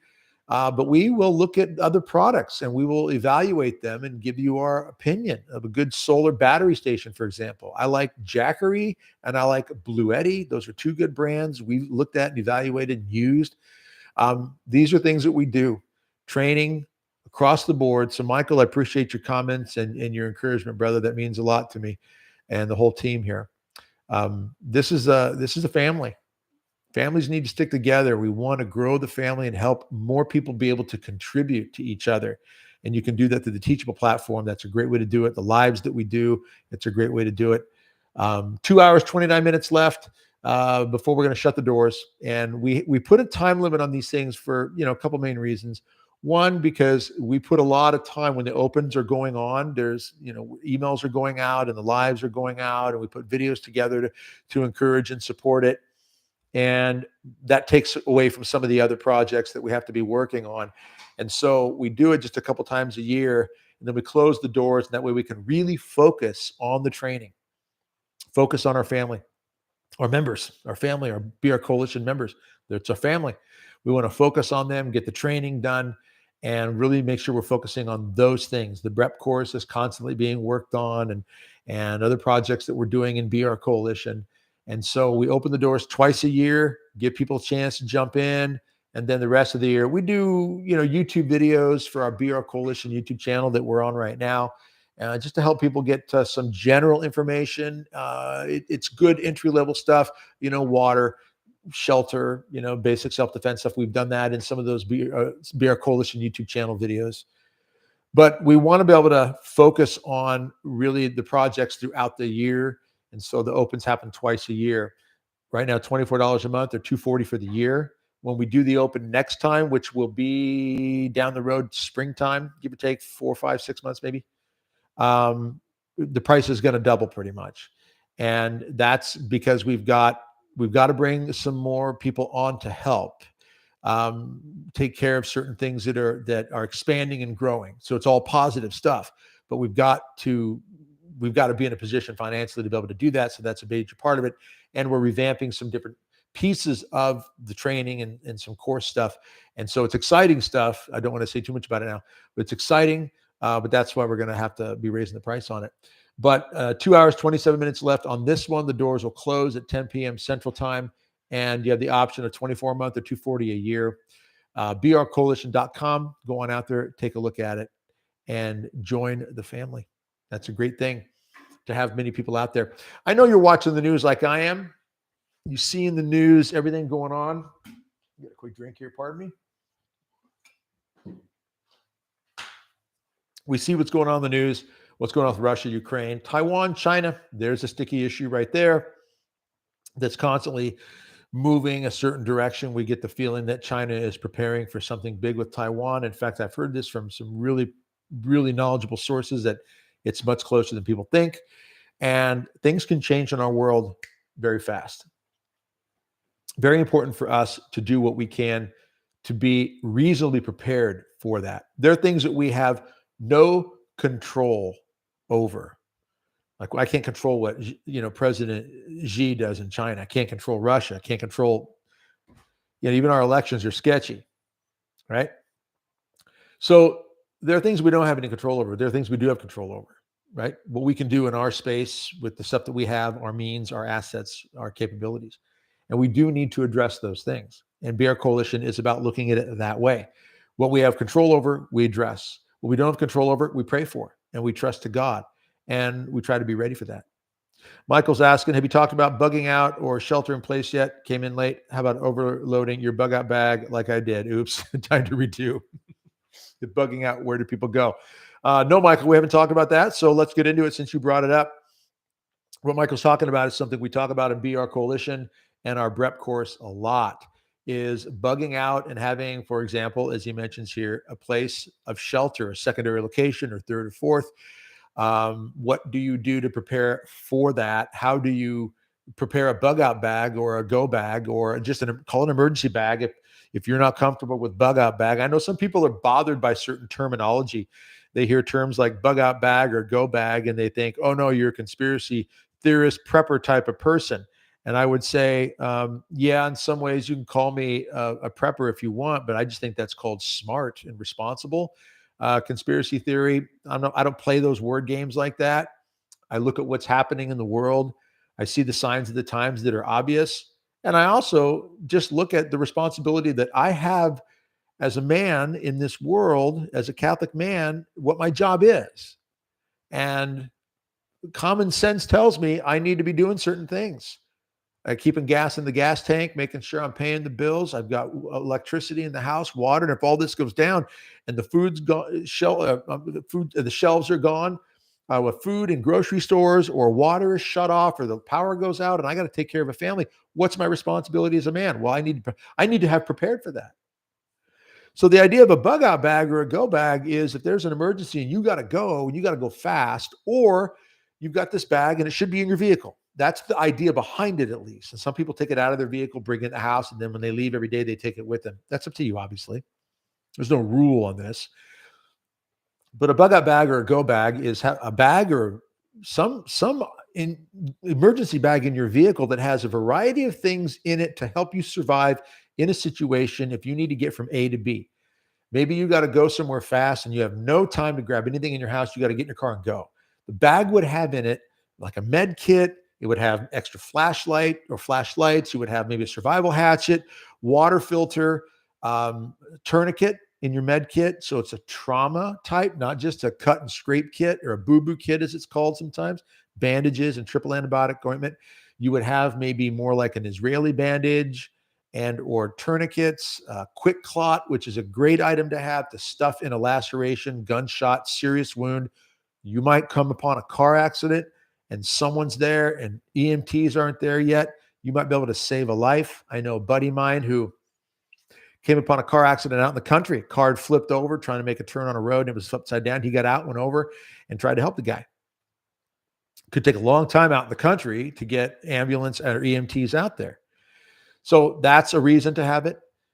If you are stuck in your car and for whatever reason, something has happened and the city streets are down and you've got to walk a certain distance for some reason and you don't have food necessarily, but you've got something in your bag, you got some food, you got maybe a bottle of water. That's a good thing to have in there. Water filter in case there's a stream or someplace you got to get water from. Maybe you are out in the wilderness and you got to go off. You can't walk to the city streets. You got to go off terrain, right? Into the backwoods somewhere to get somewhere. What kind of footwear do you have? A lot of people, ladies, you know this, they'll go out and they'll go to church or work or just out and about and they're wearing flip-flops or sandals and they got nothing else in the car to protect their feet if they got to walk a long distance, if they got to walk through brush, grass, across the river, pond, a lake, a stream or something like this, not a lake. You know what I'm talking about, going through a stream of water. And they don't have the right kind of footwear for this sort of thing. Even tennis shoes, let alone hiking boots. So we talk about this with the go bag, bug out bag idea is having a bag that's got basic items in it. And we go through this stuff in BR Coalition and in the BREP course. And we talk about things that are basic that you could have, should have in a bag. Here's an idea. This is a bag that I take. This isn't the one in my car, just a backpack. This is what I use when I go on a trip. If I fly somewhere, certain things I can't take, obviously like extra ammo, which I would have in my vehicle. But I take other things in here, like a water filter. This little water filter goes with me everywhere. I think this is one of the key things a person should have. Boom, is a little water filter, Sawyer Mini. Great little thing. The threads on it will actually screw on to many standard water bottles. So if you got a water bottle from a convenience store and you get some water out of a stream or somewhere, you can screw this on the top and get right out of it right there. That's a handy thing to have on hand. So I got a med kit in here and a tourniquet, and I've got, the water filter, and I don't go anywhere in my vehicle or in this bag here without a poncho. It's a rain poncho here. Keeping dry in a crisis, right? If you're out there and you got to hike it, you got to walk a long distance and it starts raining, really can hamper the situation. Even if it's warm, it can still create problems. So staying dry is a good idea. Having a good poncho on hand is a really, really important thing, I think. So these are things we talk about, right? And Michael's asking, if bugging out, where do people go? These are things I would say, let's talk about this. Michael talks about overloading the bag. You got to go through the bag. You got to live with the bag. You got to figure out how it's going to work for you. I've changed the stuff in my bag many times. The bag that I travel with, this one right here, the one that's in my vehicle, I've changed it out many times. I've put different stuff in there, things that work better. Maybe not carry as much, a survival hatchet, survival machete, and a survival knife. Maybe cut it back to just a hatchet and a knife. Just you lighten up the load. You got a plastic tarp in there. It's good to have, a good 5 by 7 foot tarp rolled up nice and tight. If you're in winter conditions, you're going to want to keep some different, maybe thermal, base layer type clothing in it in case you got to throw that on if you're stranded in your car or you got to walk a long distance. Those are the types of things we really encourage. Where do you, but again, with those bags, you've got to live with it. You've got to put stuff in it, carry it, work with it. There are people who load up their bag. It's just too heavy and they're physically not in very good shape. And so you have a combination of someone who doesn't work out and they got a 15 to 20 pound bag. That's going to add up and be hard after a while to carry. You've got to be, try to be in reasonable shape. Number one, always have good footwear near you all the time. I have slip-on shoes that I can put on hands-free. I keep them by the bed, and I have extra shoes, hiking shoes in the car with good terrain on them. Okay, so no matter what I'm wearing, dress shoes or not, I've always got these shoes in there ready to go. Right, they're good hiking shoes. That's what they're made for. But you've got to live with the bag. You've got to go through it. You got to wear it a bit. You've got to live with these things. You can't just buy stuff, have it, and never use it. It's kind of like people who will buy certain things like a solar battery station or even a lantern or some sort, and then they never take it out of the box. They just put it in the closet and they say, I got it. I'm ready to go. And then a crisis hits. Now they got to get out of the box and figure it out. Maybe they needed to charge it up in advance. Maybe they needed to get an extra cable. Whatever the situation might be, get the things in advance so you can work with them and train with them. Same idea with the go bag. And then you'll figure out how to load it out. So, and that's great, Michael, that you've got it and you're going through the process of figuring all that out and how it works for you. And that's the best thing you can do right now. So God bless you, brother. That's awesome. And if you're bugging out, where do you go? Look, I got to say to everybody, if you have not figured out a second, third, fourth location, and I do mean that, second, third, fourth, even fifth, sixth. I mean, not just in your town, outside of town, out in the country, if you can, if you got a neighbor, a friend who's got an acreage somewhere. If the city that you're in gets compromised and gets a little crazy, I don't know, BLM riot. We know what people are capable of. They'll burn the city down if they're allowed. And then you've got defunded police and you've got police departments that are losing police officers. And when the rule of law cannot be enforced, there are people out there who will break it like that. There are people who will abandon the rule of law, do whatever they want, get away with whatever they can. There are people that would kill you and me in an instant and not blink an eye.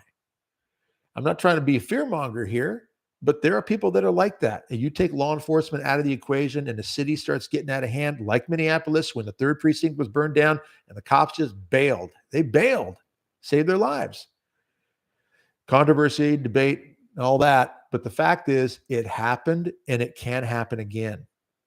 The genocide in Rwanda, which was prophesied by the Blessed Mother 12 years before it happened. In 1982, she showed the visionaries, these children, these teenagers, visions of the genocide that would take place in 1994, where nearly 1 million people, 800,000 to 1 million, numbers are sketchy, but they know it's a lot, in 3 months died, were murdered because all of the structure of Rwanda collapsed in a civil war. Neighbors were killing neighbors. People are capable, when they move away from God, of a lot of really bad stuff.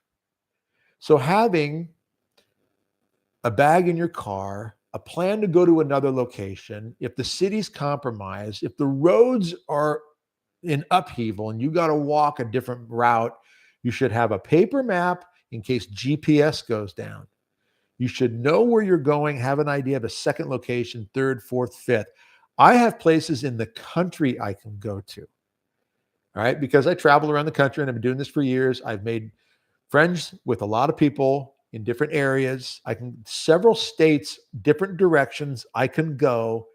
They know they can come to me. I know I can go to them, never have to say a word, just show up. We've already pre-established that arrangement because we've had those conversations in advance.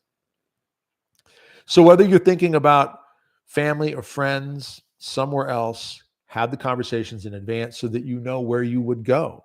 Then make sure you communicate with your loved ones, kids, spouse at home, that you're going to go, where it is, and what the go time might be.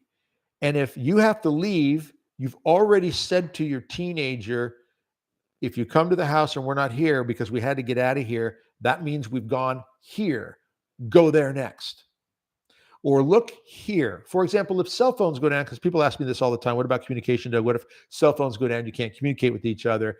Someone comes home, you're not there, you can't tell them where you went. I say find a place in your home that is designated, the place where you leave a message.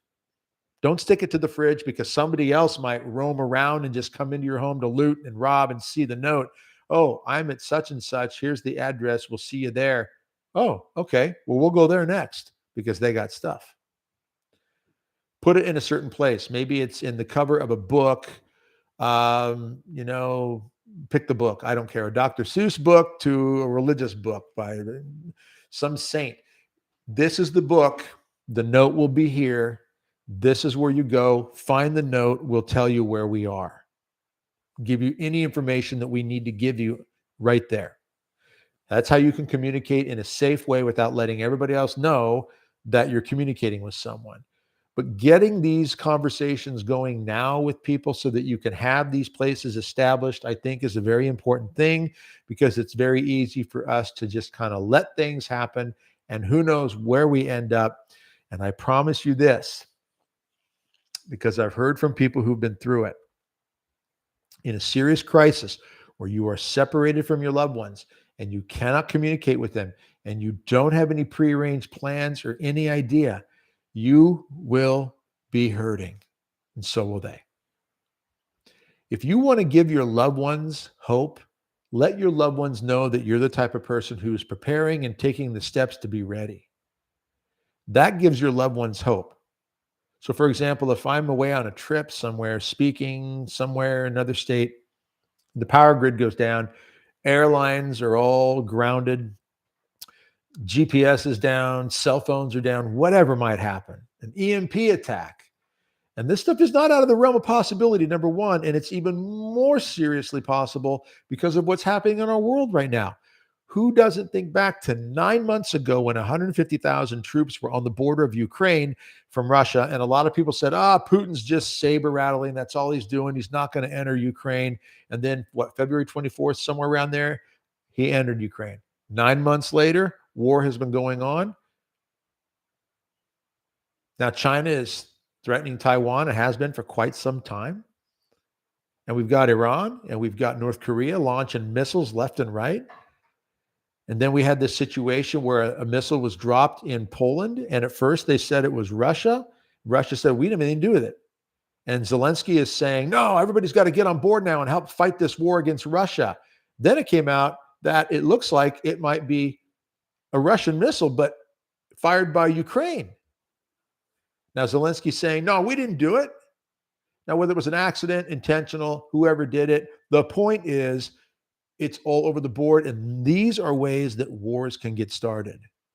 Something accidentally happens or is intended to be a propaganda, red flag event planned in order to drive people to commit an act of war or engage in ramping up the war and expanding the war. We're living in a time where that is very probable.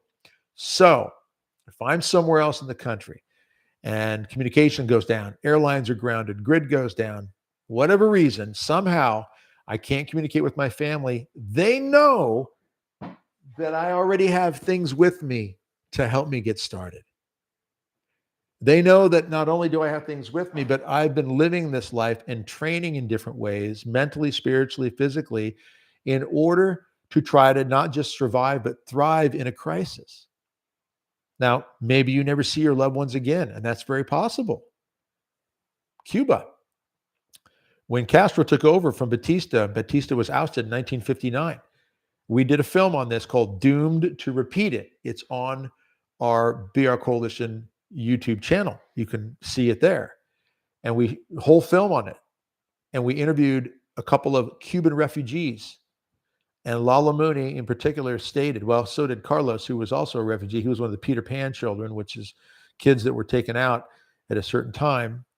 They both said they left thinking they'd go back. They thought communism was going to last just a few months and it would be over. They thought they'd get back together with their families. A lot of people did. And a lot of them never saw their families again, ever. So we know these things can happen. If you want to show your loved ones, or you want to give your loved ones, I should say rather, you give them confidence and hope in a crisis, show them that you are someone who is preparing spiritually and naturally. So they know that you are spiritually striving for a relationship with God. It's kind of like when someone dies suddenly and you're concerned, were they close to God when they died?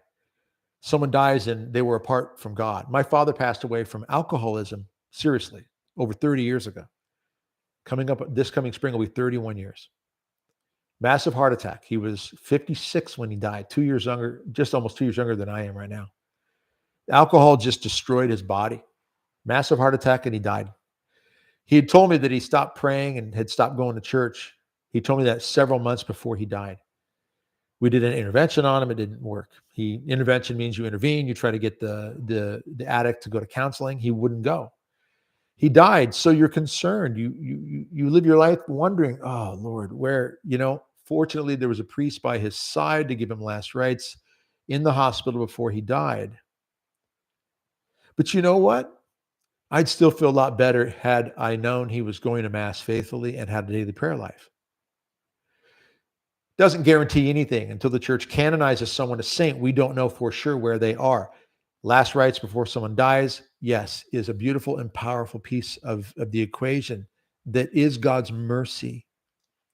But if we're living a life that says, I'm preparing and I pray that rosary every day, and I get to Mass faithfully and I get to confession regularly, and I read the lives of the saints, just consistent and disciplined life like that, that's what we can give to our loved ones of hope. So BR Coalition, we talk about all this all the time. All right. The reason I'm spending so much time talking about these pieces, because this is really one of the key pieces of being a BR Coalition member, is that you are part of a family of people who are trying to do the same thing. We got 2 hours and 7 minutes left, and we're going to close the doors. Really want you to consider signing up. Go out to brcoalition.com. And $24 a month or $240 a year. Scroll down to about halfway through the page and you'll see the big banner with the clock is right there in orange, and then 24 on one side, 240 on the other side. Click one of those. If you did sign up for 24 a month and you want to go to a year, send us an email and we can adjust that for you, help you out, fix that up. But we want you to be better prepared, body, mind, soul, because it helps you. It helps everybody. We help everybody. when we are better prepared spiritually and naturally. It's just a common sense thing, right? It's just so true. Okay, let's see here. Michael, thanks for chiming in again here. Can you speak on procrastination when it comes to preparing? Seems to be a disease among people around us. A little bit goes a long way. Ideas on approaching others. Yes, Michael, procrastination. There is a serious problem, an epidemic of normalcy bias. People just want to live in this normalcy bias mindset. They're biased to the idea that everything is normal and it would never happen here. It would never happen to me. It just wouldn't happen, right? And then it happens. It's hard to penetrate that. I know that. It's hard to get through to people the idea that, hey, you know what? This might not go the way you think it's going to go. And you might actually find yourself in a problem situation here.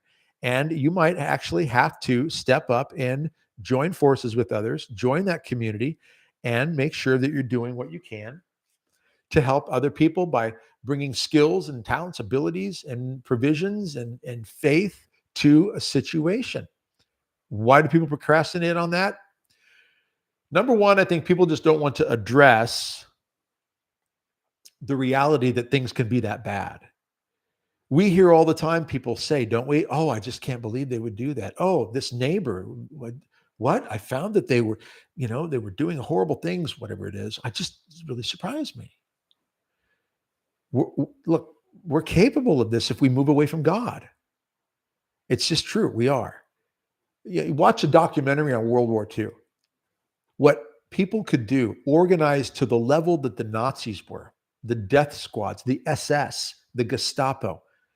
This is within the last 100 years. This isn't barbaric times, medieval times, 1,000 years ago.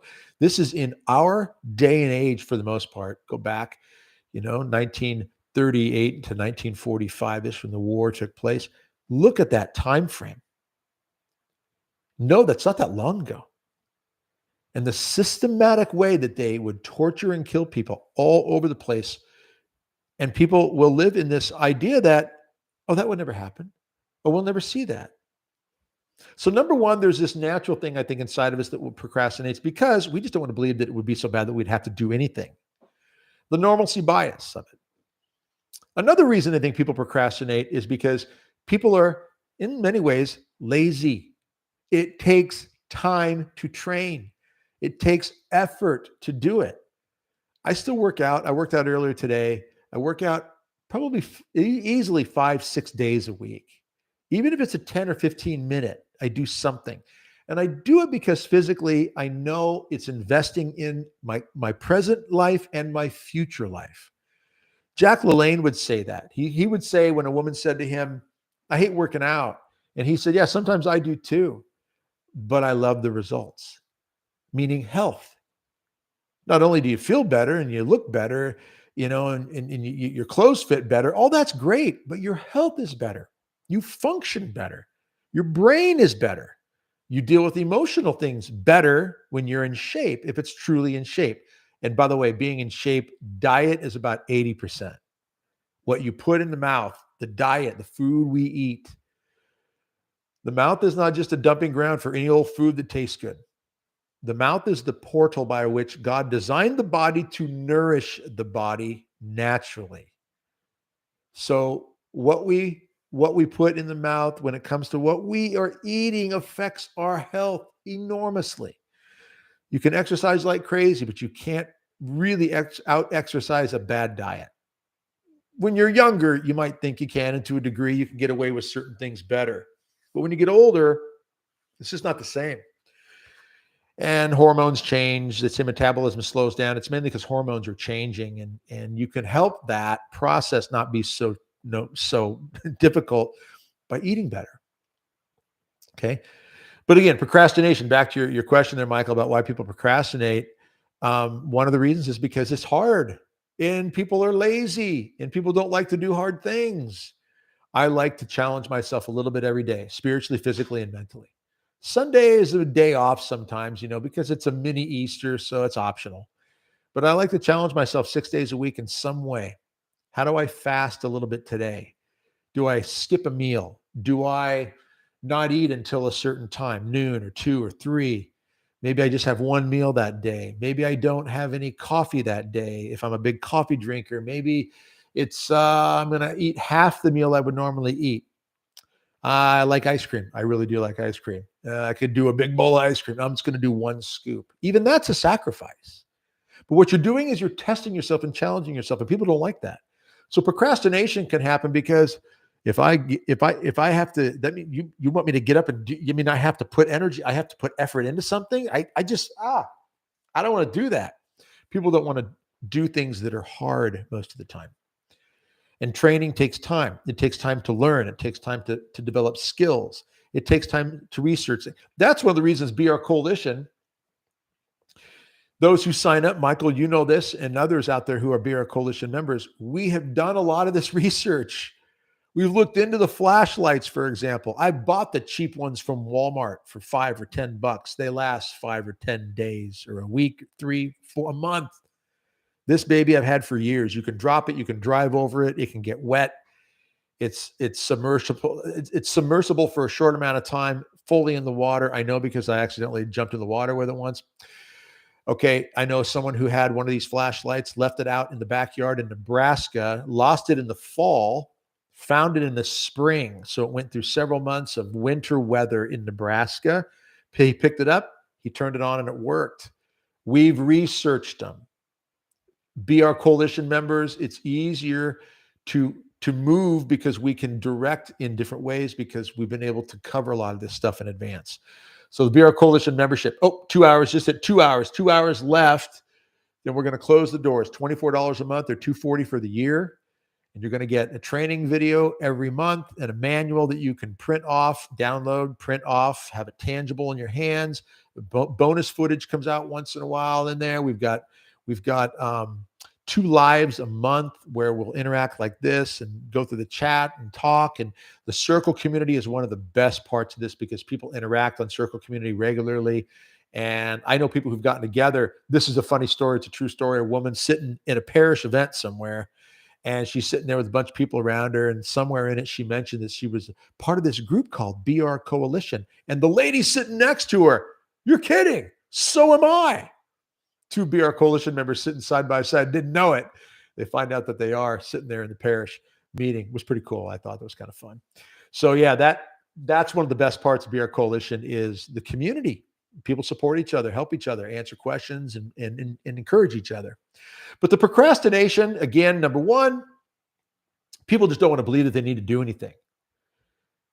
Normalcy bias.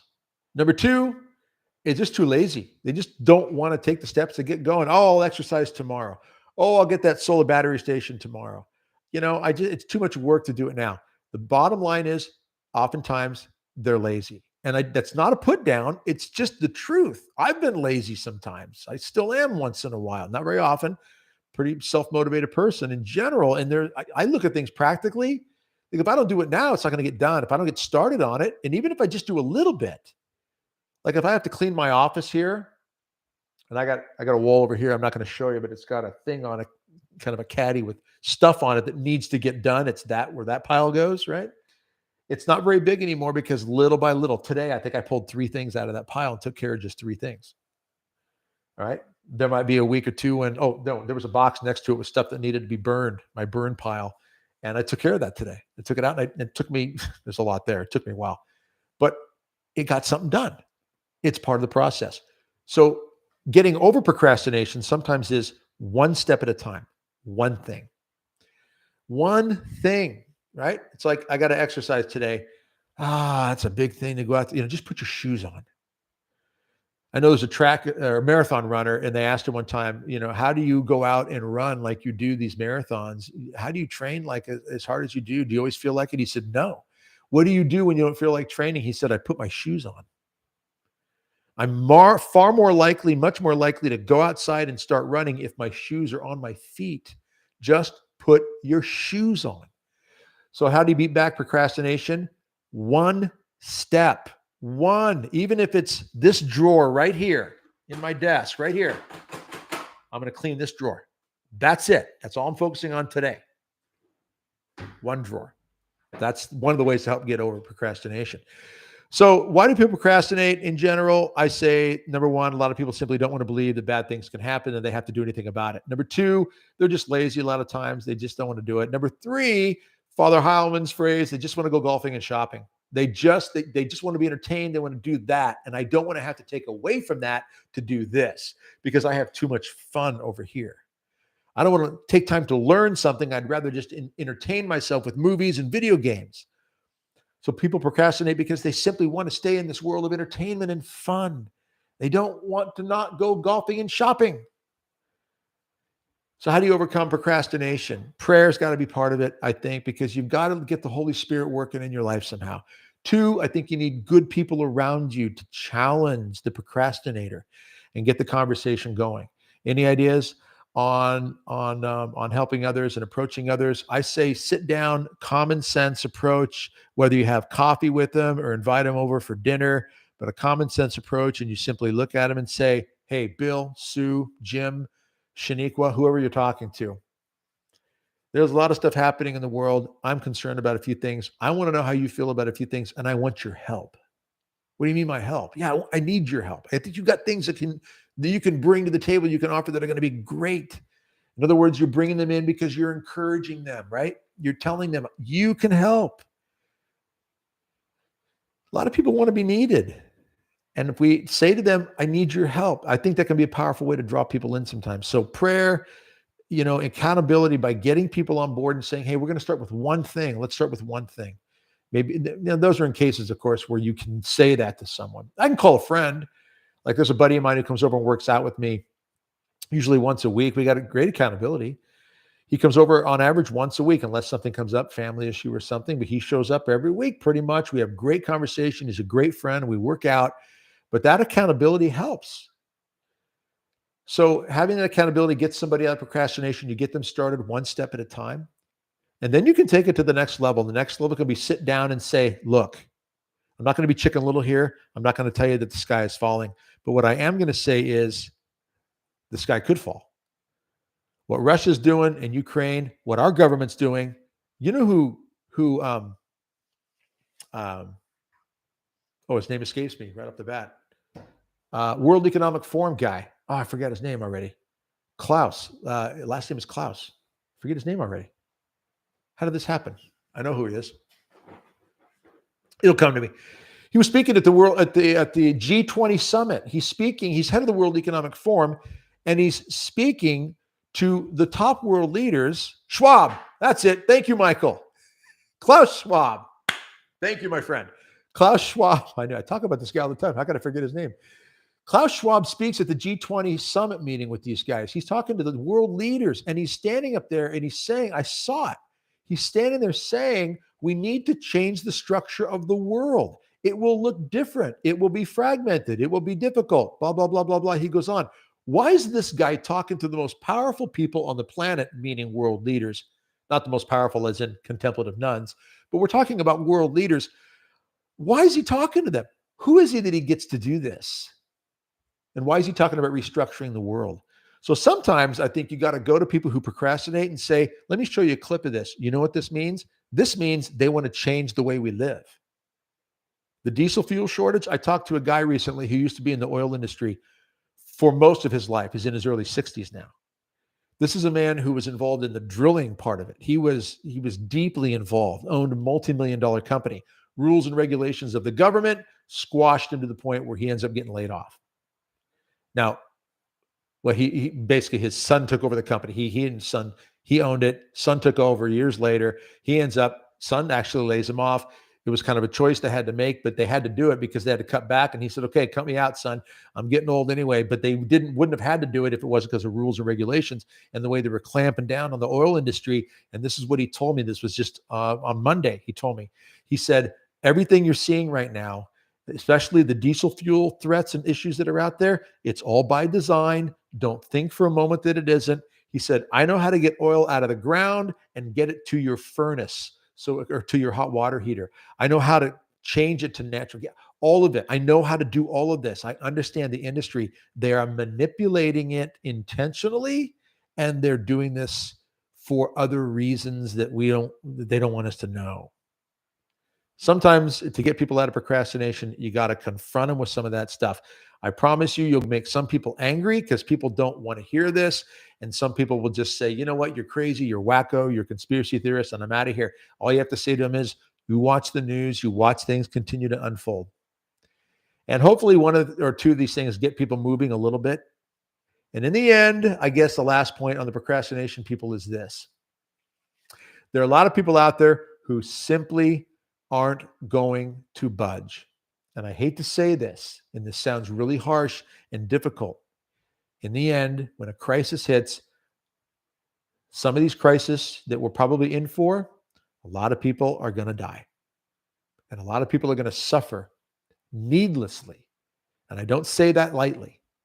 I've thought a lot about this, prayed a lot about this. You look at certain events that the Blessed Mother has warned us about, from World War II to the Rwandan genocide. The warnings were clear. The miracles were there. And still people ignored. And a lot of people suffered unnecessarily, and a lot of people died brutally. So it is hard, and Michael, I appreciate you bringing that up. I appreciate the stuff you're talking about and bringing up here, because it's really, really hard to address some of this stuff, which is why it's important for us to be strong spiritually and emotionally. Have the conversations with your loved ones now, please, that if things get really bad and you, for whatever reason, don't see them and it's sudden, you've already established the love that's there and the goals that you're aiming for, heaven, good life, well-being, and so forth. If anybody saw the clip from the airplanes that collided in the air show in Dallas last week, you had, I think it was B-17 coming in, and you had a P-63 coming in, single pilot, right? And they had five people, I think, a crew of 5. B-17 had more during the war, of course, but these are guys just flying during an air show. B-17's coming in, the P-63 comes in, and because of the angle, he doesn't see the B-17, and he just cuts off the back end of the fuselage, cuts it in half. That B-17 goes here, boom, fireball in seconds, a couple of seconds. That's it. The P-63 also hit the ground. I think 6 were killed total, all of them. No one died on the ground, thank God. There was nobody below them when it hit. But the amount of time the B-17 crew had to just be flying, they're looking, they're flying in, things are great. The fuselage is cut in half, and they're in the ground in a matter of 2 or 3 seconds. That's it. That's how fast things can change. So being prepared spiritually, and then to the best of our ability naturally, emotionally, be stronger. Looking at the world, being ready for whatever could happen. Nothing is out of reach now. Nothing. So 1 hour, 48 minutes left. We're going to close the doors. Be our coalition membership, $24 a month, $240 for the year. 2 lives a month where we talk like this. We look at messages. We go through products. We talk about things like solar battery stations, these little brick chargers, these types of things, having them around, having them on hand. We talk about the importance of praying the rosary every day. I want my kids to know, hey, he's got his flashlight to bring light into the world, and he's got a rosary to be an instrument to bring light into the world. That's what God calls us to be, right? I want my kids to know Dad was prepared, and Dad was a fighter, and Dad didn't take things, he didn't take things too seriously. Number one, right? I don't take myself too seriously, trust me. But I also take seriously enough what God has called me to do and be while I'm here. And when I die, if God allows an open casket funeral, because it depends on the shape of the body when we die, there's no question about that. Saying that, think about the pilots that died in that air show. I mean, unlikely it was open casket. Horrible, sad. If I get an open casket, typical Catholic funeral is what? Hands are crossed over, the rosary is laid over the hands. So we've got this kind of look right here, right? We're laying there, right? Family and friends come up, look at the body, view the body. You know what I never wanted? I never, ever wanted my kids to come up one day, see the rosary wrapped around the hand, which is standard operating procedure for a lot of Catholic funerals, right? I never want them to look over at that rosary on dad's hands and say, what's that? Why is that there? Dad never, that wasn't, he didn't pray what? I didn't want that. I wanted my kids to come up, see the rosary on dad's hand and say, that was dad. That was an extension of dad. Dad didn't go anywhere without a rosary in his pocket. Rosary, this one sits right here on my desk all the time. This is the rosary I use when we pray during the BRC lives. We pray a rosary every month together, BRC lives. We pray Chapel Divine Mercy, one live. We pray a rosary, the second live. In my pocket, I carry a different one. It's in my pocket. I have two of them in my Jeep. I've got one. I carry an extra one in my bag. Rosaries, got them. Just like other weapons, firearms, such. For physical defense, you have to be prepared, right? Spiritually, that rosary is everything. This is stuff we talk about, BR Coalition. Encourage, try to train up. We've got to be better prepared. All right, a couple more things we got to get to here. I see my buddy Rich. Rich is in there. Good to hear from you, Rich. Good to see you out there. Let's see here. New topic, different concern. Federal Reserve, big banks team up to launch 12-week digital dollar pilot program. Yep, Rich chimes in. Social credit program coming soon like China with the other digital dollar. Rich, by the way, thanks for sending that. I got it late in the day. Been busy all day. Getting ready for this tonight. I got that. I'm going to read that later. Thank you so much for that, my friend. I appreciate that. Just keep me posted on this stuff, brother. Important stuff. But yeah, the social credit program coming soon like China and the digital dollar. This is all around the corner. It's all being worked on. And you know what? They're not hiding it. All right. There are certain things that are hidden. There's certain things we don't all know. I know, Rich, you know a lot more. But there are things we don't all know. But you can see the writing on the wall. You can see the red flags. You can see the direction this is going. This is not being hidden. We did in our film Doomed to Repeat It. We interviewed one of the guests on the film is Dr. Peter McCullough. And Dr. Peter McCullough says, and John Leake, a historian, they both say, look, this is in the open now. Dr. Peter McCullough says, don't look for hidden memos here and there. They're out there, sure. I mean, they're hidden, sure. But there's stuff that's in the open that isn't being hidden anymore. And I think stuff like the digital dollar and the social credit ESG score stuff, this is all out there. And Rich, you're right about that. And it's coming soon. And this is some really scary stuff out there. Michael's great at asking them for help. Got to ask them for help. Michael, just reach out to them. If they're procrastinating, if they're on the fence, say, hey, can you help me with something? What's a skill that they have that you could use in a crisis in your community? If you know somebody who's medical or someone who knows how to grow a garden or raise chickens or someone who's good at fixing things, I'm a good mechanic. Get them on board. Say, you know what, you could help with something here. Help me understand solar power. Help me understand how I can this or that, incorporate. Might help. I think it will for some people. Melissa's emailed team a while ago. Will that reach Haley about helping me correct my order to become 240 instead of monthly? Yes, it will. And Melissa, I promise you, I will do this right now. By the way, everybody, BR Coalition members might know this because I've talked about this. Any new members or people who are on the live here, I'm a sticky note guy, old-fashioned sticky notes. My wife actually bought me a sticky note dispenser one time because I'm a sticky note guy. I change the colors up once in a while just for fun, but I've got sticky notes back behind Statue of Mary here. I don't want them all over the desk. It's embarrassing. I got about a dozen of them half the time, and I got sticky notes in my head. Okay, Melissa, I'm going to write your name down right here and make sure I get the spelling right here. Where it is.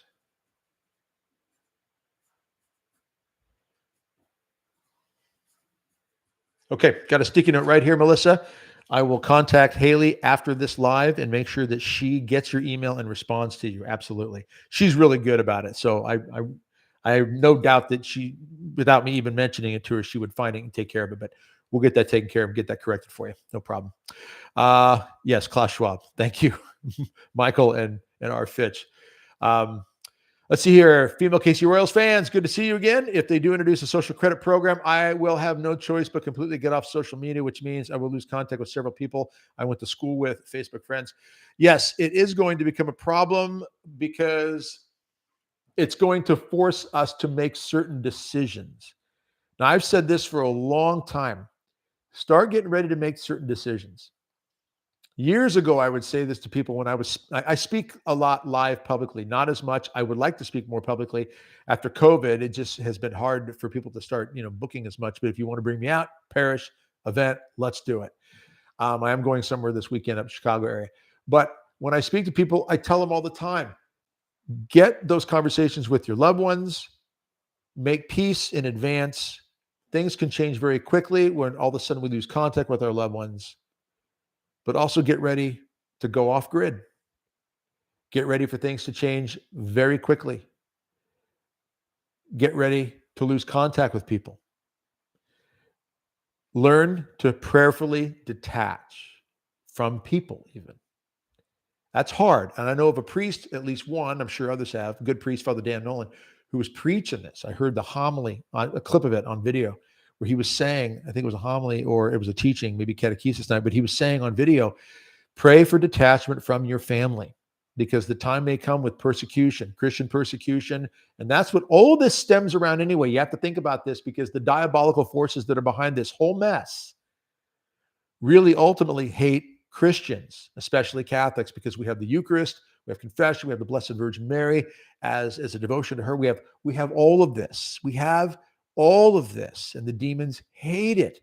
And so all that we're seeing, New World Order, Klaus Schwab, World Economic Forum, Great Reset, all this mess, ESG scores, China social credit stuff, digital dollar, all this is about controlling people. If they get the digital dollar where they want it and they can program it like they talk about it, they brag. And I saw the video from March 29th and 30th, I think, was this global summit meeting, some foreign land, I forget where it was, and all these world government powers. And on stage is a woman with several others on a panel. And the woman, actually, her father worked under Richard Nixon and was partly responsible for taking the US off the gold standard.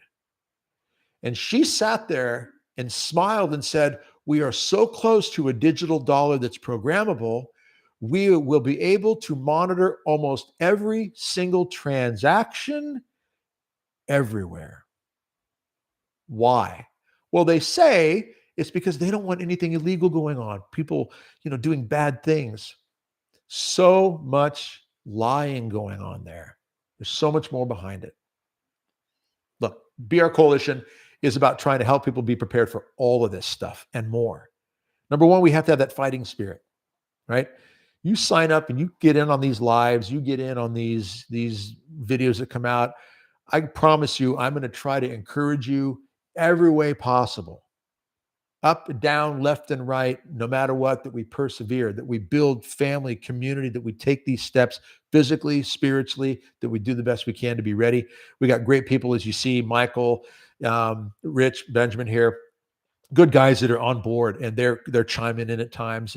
And Sister Karen, I got to mention her again. We got great people that are regulars that are out there every live, and I just love it. It's again, it's like family. Haven't met hardly any of them in person. Of course, Rich, I met you. Anyway, we're moving on here. Casey, female Casey Royals fan. By the way, I was a big Royals fan when I was a kid. I really was. Who's the guy, the famous third baseman from like the 70s? Maybe you can remind me who that was if you remember. I forget his name. Pretty sure he was a third baseman. Anyway, that's a pretty broad one out there. A third baseman from the 70s. Anyway. I want to get a Jackery, but I don't know which one to buy. And considering how expensive the better ones are, I'm afraid that my bank would say it is a fraudulent charge because of how much. Look at Jackery and Blue Eddy. Not sure how much you need power-wise to cover what. If you're looking to power your refrigerator, you're going to need a Jackery 1000 or 1500, or the Blue Eddy 700, 800, or Blue Eddy 2000 would be great, but those are a little pricier, obviously. The more power, more money. Blue Eddy's got a great little mini one. We just ordered it. I'm going to do some reviews on it. It's a mini. It's like 268 watt. It's not going to power a refrigerator, but it's very inexpensive. It's only $239 on sale right now. A solar panel alone is going to be around $400 for it, or you can get some discount ones. Some off-brand ones. So I'll be doing something on that. We should be getting it within the next week. So hopefully later in the month of December, I'll be doing some review on that. I like Blue Eddy. I like Jackery. I like them both. Blue Eddy has some perks to it that Jackery doesn't have, and yet Jackery is really good for mobility. I like the handles on it, carrying it, throwing it in the back of my Jeep and heading out on a trip somewhere. It's just good for that. It's got a great reputation for that, great stability. The 1000 or 1500. But again, female KC Royals fan, a lot of it's going to be determined by what you need to power what you're aiming for. Like I've got a small deep freeze and I've got a refrigerator. I got food in there. I got to get them taken care of. So power goes out. I've got a dedicated solar station for that. I've got the smaller one that's coming is one that I'll be able to throw in my car and go on the road if I need to, easy enough. I do have the Jackery 1500, and that easily runs the refrigerator and the deep freeze. I do believe this is a redundancy rule point. By 2 is 1, 1 is none. I like 3 or 4. Okay, the redundancy rule is 2 is 1, 1 is none. I added the I like 3 or 4 part. I just want to take credit for that one. And I added that because I like multiple ways of dealing with certain things. Starting fire, matches, waterproof matches, lighters, cigarette lighters. I even got the flint rod. I don't want to have to get to the point of needing the flint rod with the spark. Okay. I'd rather flip a lighter and have it go, or pull out a match and have it go. But I like having multiple ways to do that. I like having multiple ways to bring light. We got this. We got this. We got this. We got a flashlight on here, right there. I can open this top drawer. This 300 lumen one is right there. I like having multiple ways to bring light. I have headlamps, several rechargeable headlamps. I have a couple that actually have within 3 or 4 inches, you can wave it and it turns the light on, wave it, the motion sensor turns the light off. Some people like that function, some don't. I was working on something just earlier today in my Jeep, and I would move the tool and it would affect the lights. So, okay, I got to turn it back on. You got to get used to that. I like multiple ways of having light. I like multiple ways of having power. Regarding power stations, if you can get a Jackery, it's a great start. Blue Eddy, great start. If you got to get a smaller one because of price, get it to get started. And then when you can save more, you'll upgrade to better ones down the road. Then you'll have multiple stations and you'll be covered in various ways. And I think that you're going to feel great about that. Power outages happen, and sometimes they can go on for quite a while. And it is very nice to know you can just pull out that cord, plug in that refrigerator, plug in that deep freeze, plug in a light, a lamp. I can power up these items off of my power stations, my Jackery, my Blue Eddy. There are other brands out there, Gold Zero, EcoFlow. Those are pretty decent as well. But boy, a lot of the tests and reviews I've looked into, and I've done a lot of research on these. The Blue Eddy is one of the top of the line, and the Jackery is also right up there as well.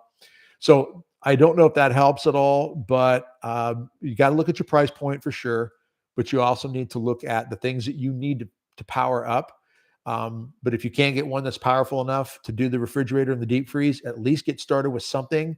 You can always go to a small refrigerator as a backup. And if there's a crisis and you got to put stuff in the small fridge, if you've got medical stuff, I always say this, medicines that need to be refrigerated, then you're going to want to make sure you get at least a mini fridge. Even if you get one that's small enough to hold a 6-pack, that's not going to draw hardly any power at all off of your battery station. All right. But you'll be able to put your medicines in there. So it depends on the size that you need in your medicines. But some people have to have refrigerated medicines and they're not thinking about having backup power. So this is stuff you got to take seriously. Try to be as self-sustaining as possible so that you're not having to rely on the government, FEMA, the power company, whatever it might be. I'm not saying they're all bad people. There's corruption in these areas, sure. And there are people that want to crush us and oppress us, no doubt. The tyrant comes in and says, oh, there's a problem. We're the savior. We're going to help you, even though the tyrant was the one that created the problem. That's what we see happening. As self-sustaining as we can be and building the community that we can with other people, that puts us in a position where we don't have to rely on the tyrant when the tyrant wants to come in and dominate us. Backup power stations, get started with something best you can. I don't know if that helps. But again, check Blue Eddy. Right now, by the way, everybody, Black Friday sales with Thanksgiving coming up. You're going to find these in the solar battery station world, the flashlight world, Olight. Olight's a great brand. Streamlight, is this. I got some Olight flashlights coming soon. Be talking about that in future videos and future lives. A little more pricey in some ways than the Streamlight. This is a really affordable brand, the $50 flashlight here. The Olight is a little more expensive in some ways, but the lumens are higher. The quality grade can be a little better, but Black Friday sales are coming. So pay attention to those things with Blue Eddy, Jackery, Olight, Streamlight. Those are some brands that I like, and we've checked out a lot of. Okay. Melissa, thank you, y'all. Oh, thank you so much, Melissa. God bless. I appreciate that very much. Oh, someone is trying to call me, and I forgot to turn that volume down. Forgive me. Did you notice my Mission Impossible theme music there? That's my ringer. All right. One quick message here.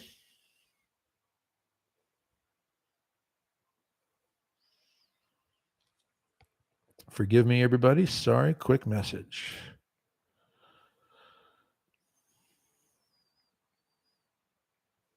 Okay. All right. Thank you very much. Now, get back to some of these comments and questions we got here. Okay. Let's see here. Female Casey Royals fan right now. I'm barely on Facebook, but one of the game apps I play on my iPad saves information as I back up with Facebook. Yeah, that's something I think about when it comes. George Brett. Yes. You know what's funny? Right before I saw that, Shirley McCoy put George Brett in there. Right before I saw that, I saw the female Casey Royals fan. And when I saw Casey Royals up here in the chat, my brain said George Brett. And then immediately my eyes dropped. Maybe I saw George Brett from Shirley's message there. And my subconscious grabbed hold of that and it came out. George Brett. Yeah, I was a huge fan of George Brett. I really was. Anyway, all right. Sorry about that. Had one of those squirrel moments. Okay. Let's see here. Yeah, female Casey Royal fans, I would say this. I try to limit that stuff as much as I can. It's so hard. You know, the phone is one of they can get us on our phones, our iPads, our computers. We have to be, you know what I like? Let me show you this, everybody. Faraday bag. I like Faraday bags. I'll drop my phone in a Faraday bag. Certain conversations I won't have, or as a good friend of mine said, put your phone in a microwave. Don't turn it on, of course, the microwave. But the microwave acts like a Faraday box. Okay. Faraday boxes, Faraday bags, Faraday, Faraday, Faraday. They block signal coming in or out. So you put your phone in a Faraday bag, make sure you get a decent one. I like Mission Dark. That's the brand. I've tried a couple different brands. The other brand that I got, I don't remember the name of it. Forgive me. It wasn't good and it failed a couple of times very quickly with a key fob. Okay. Because I'm testing these things out all the time. Just so you know, the stuff I talk about when I bring it to BR Coalition training and our BREP course, I'm testing stuff out all the time to see how things work. I buy things, work with them, live with them, so I can talk about them with that kind of experience. And I can tell you the Faraday bag, the Mission Dark one, has not failed so far. I've not been able to get calls in. The phone won't ring if it's in there, and when I pull it out, all of a sudden it'll download information, emails or text messages will come in. But while it's in the bag, it just has never collected anything. But the other one, and I don't remember the name of it, doesn't matter. Don't buy anything other than a Mission Dark. That's my advice right now. But I say that meaning that, they do track us, they do follow us, they do collect information every which way they possibly can. There have been programs on this that get into the details of how third-party data banks, data collectors, data brokers, that's what they do. They collect. Shut those settings off where you can in your phones and your TVs and such. Go in there and shut off all settings that have to do with anything that can track to the best of your ability. But you've got to agree to those things when you play certain games. I'd limit a lot of that stuff, but I also will say this: get ready to go off grid. Get ready to go off grid, and think about what you would do if you are off grid. If you didn't have access to the phone, couldn't use the phone, what would you do? How would you deal with it? How would you handle things? So my advice is really think about getting ready to go off grid. Mission Dark is what it's called. Mission Dark, dark as in nighttime. So yeah, Mission Dark is the brand that I like. Yeah, surely it is funny. Surely, yeah, I laugh too. George Brett. Hey, yes, George Brett. So I hope that helps. Okay, let's see here. Got to go eat meatloaf, leftovers, pray for groceries later, brother. Stick with this man, guys. We'll pray for you all. God bless you, Michael. I appreciate that, my friend, so much. I really do. Yes, and by the way, 1 hour, 26 minutes left. I'm just going to keep going as long as we got conversation going here because I love to hang out with you all as much as you're here. I won't go past 10 o'clock, obviously, because we're shutting the doors at 10 o'clock. So 1 hour, 26 minutes left. 1 hour, 26 minutes left. BR Coalition online membership, $24 a month or $240 for the year.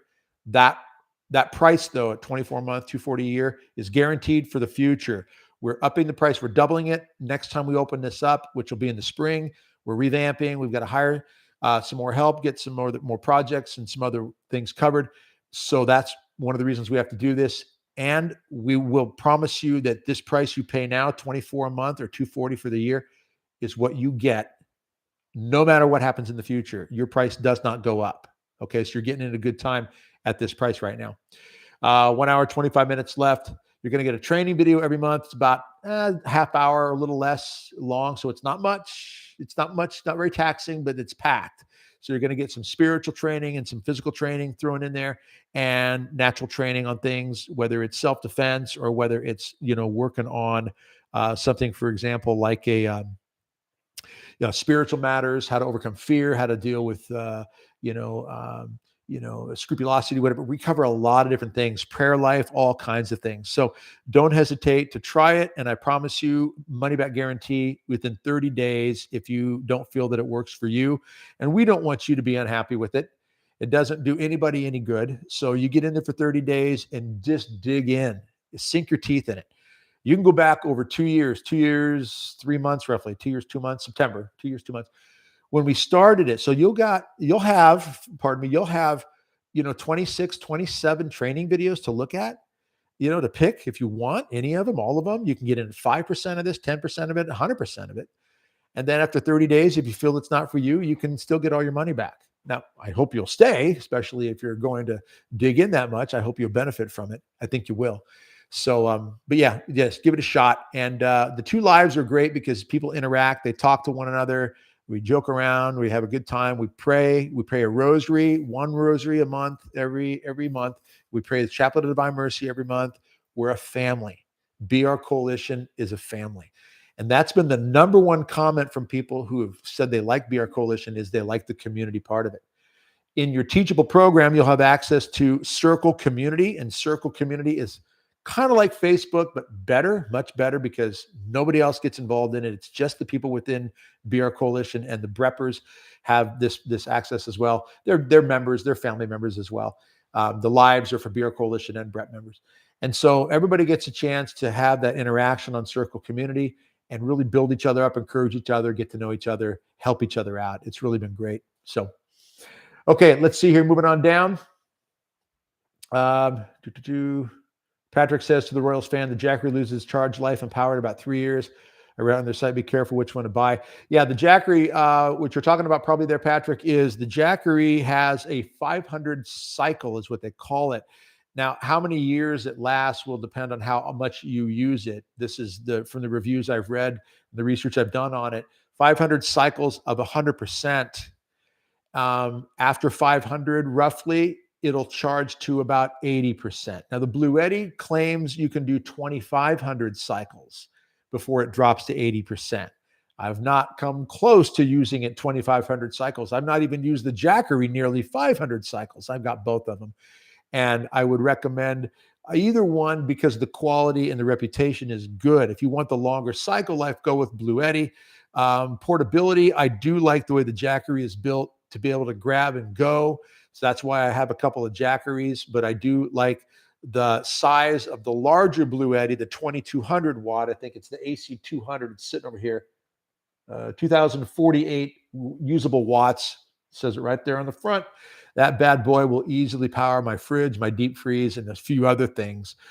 You can power a cook plate off of a solar station. You can power a coffee maker. You can do a microwave if you've got the right size. You have to understand if you do heating elements, heating equipment, you will draw a lot more power. All right. So if you're going to use a cook plate, and I say cook plate because and I have it's a backup cook plate. Power goes out, gas is shut off. I've got no stove. I can't cook anything in the house. Sure, I could go out in the backyard and I could light a fire and I could cook over fire, you know. But if I plug my cook plate in, I can cook something on that. It's going to draw a lot of power off the battery station. I have to be aware of that, but I can do it. So I have the option. So again, you got to look at those options there. But again, I think you're talking, Patrick, probably about that aspect of the cycles. And the Jackery is rated at 500 cycles. I think their 2000 is more than that. They just come out with a new one, a 2000, and they came up with a better improved 1500 as well, 1500 Pro. But they don't push the cycles as much as Blue Eddy does. But there's pros and cons to them. But that's probably what you're getting at there with that. But that's a great point, Patrick. I appreciate you bringing that up. Yeah, Blue Eddy is the other one I recommend. Female, in case you're Royals fan, I see that. That would be, again, I've got a second one coming, the small one. I want to really review that one. It only weighs 10 pounds, which is great. The AC 200 sitting over here on the ground here, that bad boy weighs about 60 pounds, 60. So it's not the type of charger or battery station that everybody's just gonna pick up and put in the back of the car so easily. So you have to think about that too. When I say portability, the Jackeries are great with weight. The Jackery 1500 is 33 pounds. The Jackery 1000 is 22 pounds. The Blue Eddy, the 268 watt small one, is 10 pounds. The smaller ones aren't going to power a refrigerator again, so keep that in mind. But look at Blue Eddy if you want the extra cycles on that. But I like them both. Okay, let's see here. Rich says, if you're on the fence about signing up for BRC, you shouldn't be. Something drove you here and it wasn't coincidence. Holy Spirit is calling you and all your loved ones to get prepared. Thank you, Rich. God bless you, brother. I appreciate you saying that. Yeah, I really believe many more people are being called to prepare and just aren't responding yet. I really do. I think that the Holy Spirit's reaching out to a lot of people. And a lot of people are thinking, I don't know. I just don't know. And I would agree. If you're here, maybe, and pray about that. Just pray about it. Maybe there is something to that. Maybe it's something that gets you started thinking the right direction.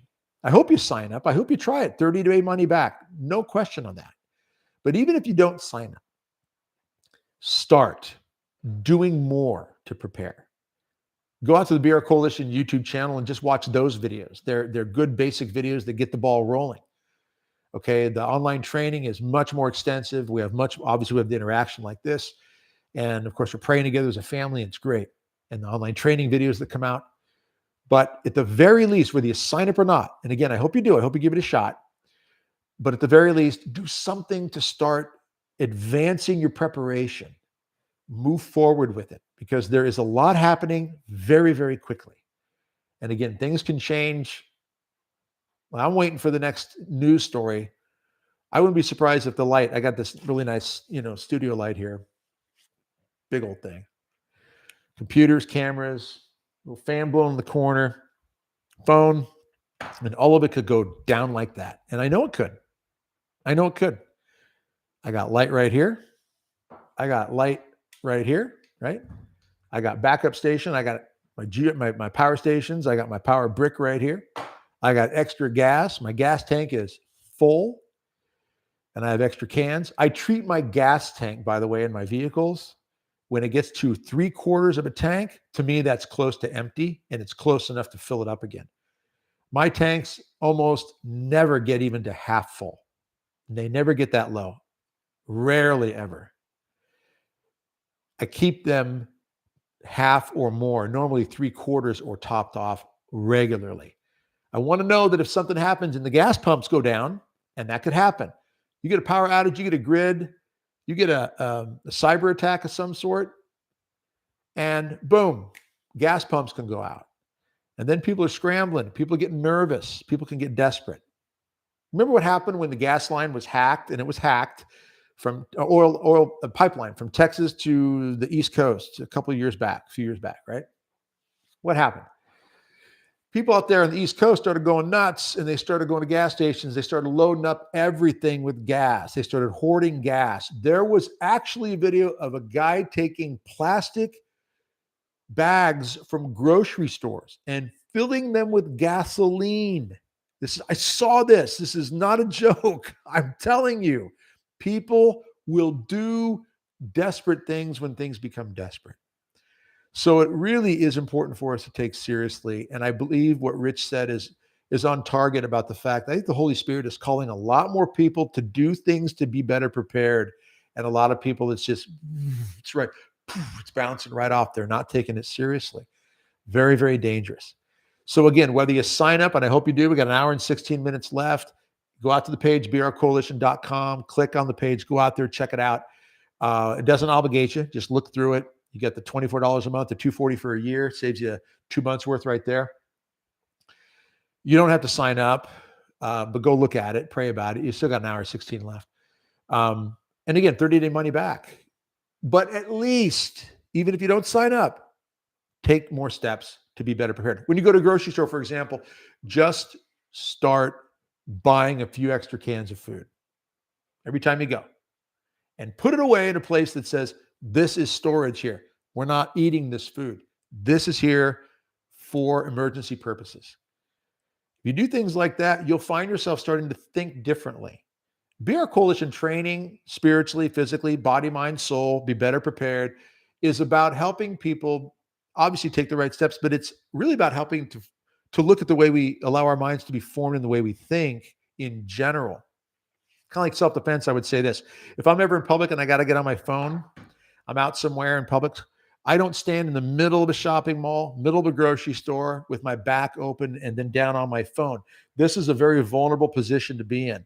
I will turn and back up to the wall or back up to the shelves of a grocery store aisle so that my vision now is peripheral. I can see left to right. I got 180 degrees I got to worry about here now because my back's up against the wall. I don't have to worry about somebody either ambushing me or just bumping into me. So it's not just about being attacked. It's about someone just bumping into you because they're not looking. You're standing in a dangerous position and you get bumped into. Or you're at a gas station, you're at a parking lot somewhere, and you're not thinking and you're putting things away, you're pumping your gas and you're not looking around, your head's not on a swivel, you're not practicing situational awareness, and you're more of a target for a bad guy who is looking for a target, just to mug you, rob you, or worse, sexually assault you or take your life. That happens a lot more than we see in the news. We don't hear every story in the news when this happens. You can really put yourself in a much better position by practicing what's called situational awareness. What I'm saying is BR Coalition training is about training your mind to think a way that basically makes you safer spiritually and physically, trains you to be better prepared spiritually and physically to handle whatever crisis may come your way spiritually or physically. And it could be the crisis of death of a loved one. It could be the crisis of job layoff. It could be the crisis of a natural disaster. It could be the crisis of an EMP attack or a war that escalates. And don't be surprised if it does. Where the U.S. is drawn in ways where our homeland here on our soil is being hit in ways we never thought it would. For example, about a month ago, roughly, there were 14 major airports in America that were simultaneously coordinated attack against their websites by somebody in Russia. That was the report. Not the Russian government necessarily, but people from Russia, some hacking group from Russia claimed credit.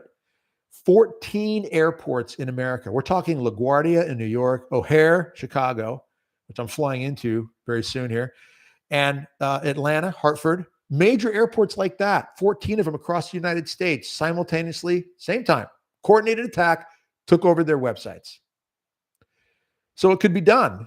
Banks, ATMs, gas stations, electrical grid. So keep all that in mind as you think about being better prepared. So again, BR Coalition training is in large part about the way we think, so that we think safer, stronger, more persevering. We're looking at things differently. We're taking steps, even if they're little steps, because we can't maybe afford certain steps or we don't have the strength yet for other steps. We can take little steps forward and we're moving forward. And we've got the support system behind us of a coalition family, and it's awesome. And we feel like we can accomplish things.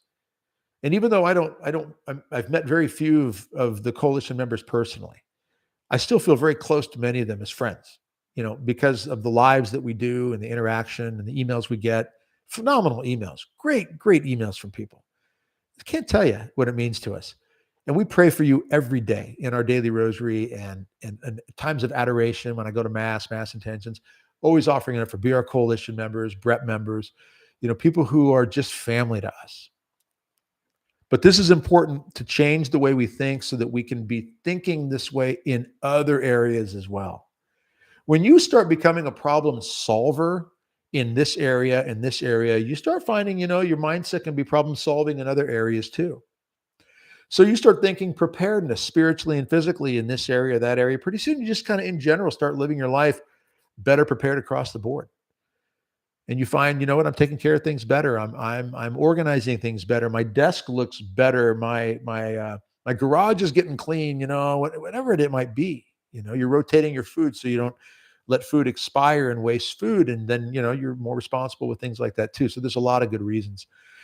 Okay, moving on. We got Ellen Fragomeni, Perth, Western Australia. Got Australia chiming in. That's awesome. Good to hear from you, Ellen. I appreciate you being out there. Let's see here. Female KC Royals fan. Do I have a two-way radio? Yes, I have 7 or 8 of them, actually. We got a little setup of them. So they're not real long distance. They're, I think, 10, 12-mile range, give or take. So they would work in certain circumstances. And we purchased them and worked with them years ago to be able to handle, a certain radius. If, you're in an area where you've got to monitor property and you've got to have a team of people.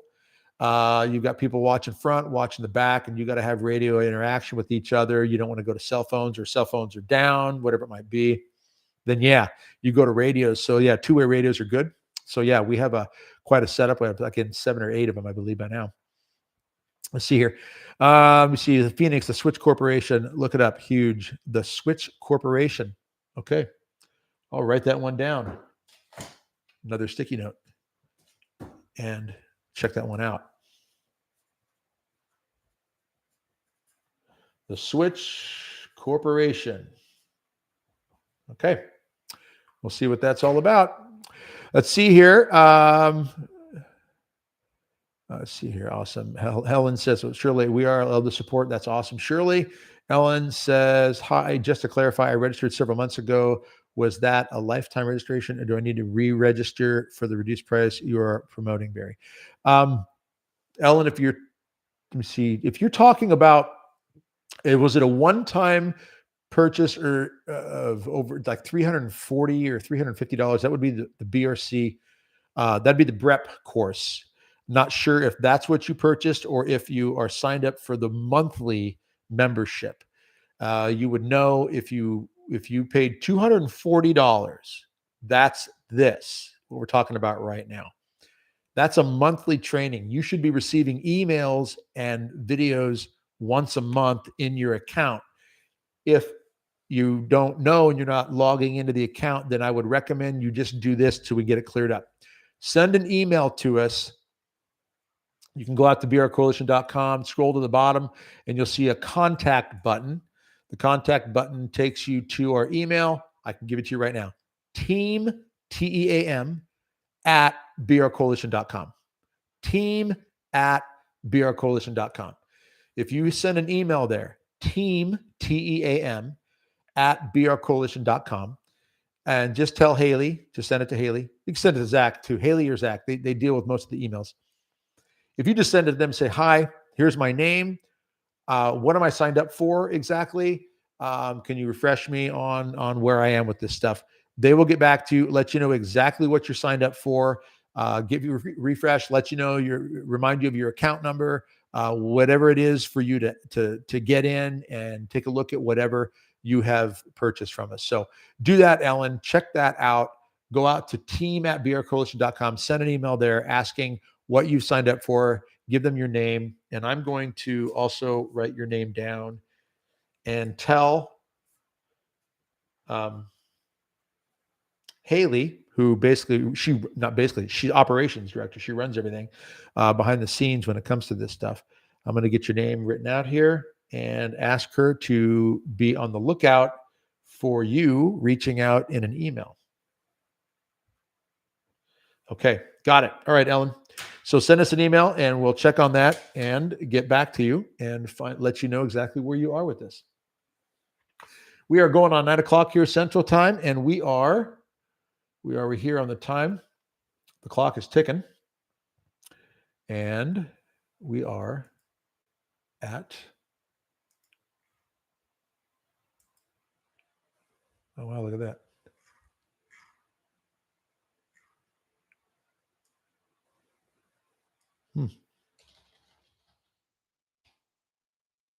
Okay. Sorry, I'm discovering new things here. 1 hour, 6 minutes to go until the doors close. So 1 hour and 6 minutes to go until the doors close. Please, I encourage you, pray about this. Go on out to brcoalition.com, check it out. Just look at the page, scroll through it. There's a lot of great stuff on that page. You scroll down about halfway and you'll see the option $24 a month. Click the pay now or pay monthly, enroll now, pay monthly, or click the $240 a year if you want to try the year and save 2 months worth. And we will take care of that for you. If you signed up for the monthly and you want the year, send us an email and we'll get that adjusted for you. Okay. But again, you're going to get a training video once a month, 25, 30 minutes long. So it's not very lengthy, but it's packed and you can watch it at your leisure, at your pace, and just spend the time that you want on it. Okay. And there's no deadlines on anything here. So you're not under the gun, we got to be ready for the class. That's not what it is. You get the training video, you get a manual online. You can download it if you want. So you have a tangible, print it out if you want it. So you have tangible in your hands. A lot of people like to do that. And so you can do that as well. 2 lives a month. So we have live interactions like this, respond to chat comments and so forth in the box here, so we can make sure that we are addressing any questions, concerns people have. And I ask you that right now. If you have any questions about BR Coalition, and if there's anything I can do to help answer those questions, if you're considering joining but you're not sure what you want to do in the last hour, 4 minutes, then please send us a message in the chat box and I will address it for you while I'm on with you. Okay. Also want to tell you this, that 24 a month, it will go up in price. It's going to pretty much double. When we open this up again, we only open twice a year. This is the last time for 2022. The next time we open will be sometime in the spring, probably. And we open for about a week, give or take, week to 10 days roughly each time. And so we will do that again, but the price is going to be almost double. We have to be hiring some more help to expand some different things and work on some different revamping of certain areas. And it's going to be great stuff. It's all positive, thank God. But we want to be able to get as many on board right now with this price as we can. So again, brcoalition.com, and you can scroll down and find the enroll buttons, and that'll get you out there. Any questions about it, email us. We'll get back to you with the emails. We try to stay really as much in close contact as we can with everybody. The Teachable program is the platform that we use. Basically, everything is uploaded on Teachable is what it's called. Okay, so it's not censored. No worries with YouTube, which we run into with our U.S. Grace Force podcast. Father Howland and I are in disciplinary measures for the 3rd time with YouTube. We're being scolded for 3 months now. Last time was 4 months, 3 months, and they found something from a year ago. Okay, a year ago, and it was 13 months past when they finally kicked us off. So December 11th, they're going to let us upload again on YouTube. So we are on Rumble right now for the U.S. Grace Force. But BR Coalition is on this private platform called Teachable. There's a great piece of that called Circle Community, and you get a chance to interact with each other on that community. It's amazing, where people just get it, hang out, talk, share. It's really, really good. I'm going to start getting more involved with Circle Community myself. Okay, Abby, Albie in Angeles. Albie in Angeles is asking, what is a good shortwave radio to get? That is an area I am not versed enough in. We are looking into shortwave radio a little bit ourselves, getting a little better prepared on that level. I have a really good friend who's who's given me some information on it, but I've not gone into brand names. I know my son is looking into some different ones. We will be doing a piece on shortwave radios coming up, hopefully in the not too distant future, but we want to get all of our ducks in a row before we do. So I don't have much information to mention on shortwave yet. We will get back to BR Coalition on that because we are working on that. So, okay, Rich is saying BRC boot camp, living off the grid 3-day weekend coming 2023. Not a bad idea, actually, Rich. All right. I'll make a sticky note on that one and share it with the team and see what they think. That would be kind of cool, wouldn't it? Do something like that. All right. Oh, Michael jumps in. Female Casey Rails fan, just stay with Rumble. Yeah, we actually do Rumble. We have quite a bit on Rumble right now. We went to YouTube, went back to YouTube. I've got to keep putting stuff up on Rumble and just keep promoting Rumble more because YouTube is it's YouTube. So pardon me. Yeah, we'll work more on Rumble. Okay, Michael's back. Meatloaf is over. Did I hear boot camp? You did, Michael. Rich is asking if boot camp is possible in 2023. And I think that's a cool idea. So I'm making another sticky note here. This is how this happens. This is why my desk gets covered with sticky notes because I just, boom, there it is, BRC boot camp. Are you all seeing things backwards? I think you probably, if you're seeing what I'm seeing, that's backwards. I didn't write it backwards. I wrote it the correct way. BRC boot camp. All right. Got it. I'm going to talk to the team about that. That would be a cool idea. I like that. Doug's backyard. All right. Rich is in too. That's great. You know what? This would be a cool idea. You know what? Maybe we should do some regional boot camps, do different parts of the country. Set up like if we could find BRC members, BR Coalition members, concentrated areas, where we know we'd have some good camaraderie already in place. We could come out, go to Florida, go to Virginia, go to California. I don't know about that. Maybe we'll see, but just go to different areas and just maybe we'll kind of figure out where we have concentrated areas of BRC, members and set something up. That would be kind of a cool idea. I like this already. Start working on this. Okay. We are at 1 hour, 59 minutes left, 59 minutes, 30 seconds. Okay. Michael's going to bring meatloaf. I like that idea. That's good. Rich says, be awesome, learn a lot, hands-on experience. That's a really good idea because we would be able to, if we did it, maybe I'd drive out my Jeep, bring some equipment, bring the trailer and just pull stuff out, the different items that we have and we can set up and just kind of really go through it and really give people, like you said, hands-on. That's a cool idea. All right. Stay out of California. Yeah, I know. I got a lot of friends out there from I've been to California many times over the years for my ministry work. And I've spoken out there probably 75, 80 times. I'm not kidding. One of the states I never really wanted to go to when I started doing ministry work 33 years ago. And it's one of the states I've been invited to the most. Priest invited me out there. I'll never forget my first time to California. Priest invited me and some of my members, my who were working for me. We went to a place called Rancho Cucamonga. That's the name of it. He picks us up from the airport. He's driving us to his parish. And he says along the way, you need to move to California. I said, really, why, Father? He said, because we sin here more than anywhere else. I don't know if that's true. No one knows. But it was funny. Sad, but funny. So I've been out there a lot. And I still have some good friends that are out there. I know a lot of friends who've left California because of what's been going on, especially in the last couple of years.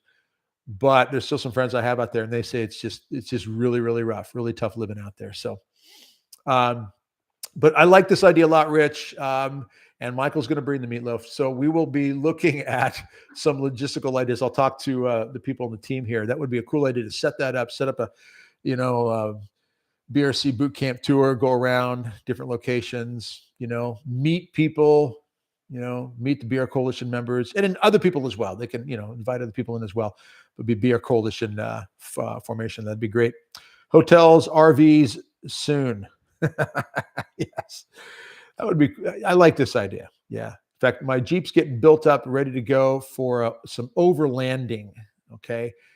Camping in the Jeep and all this sort of thing. So maybe we just turn this into a long Jeep trip and I'm just driving all over in my Jeep. A lot of miles on the buggy, but we'll see how that goes. 56 minutes left. I don't know that I'm going to carry this out until the very end. We'll see here how we go. Any more comments we might get, we'll play this by ear. But I do want to tell everybody that, let's see here. One quick message I got to send out.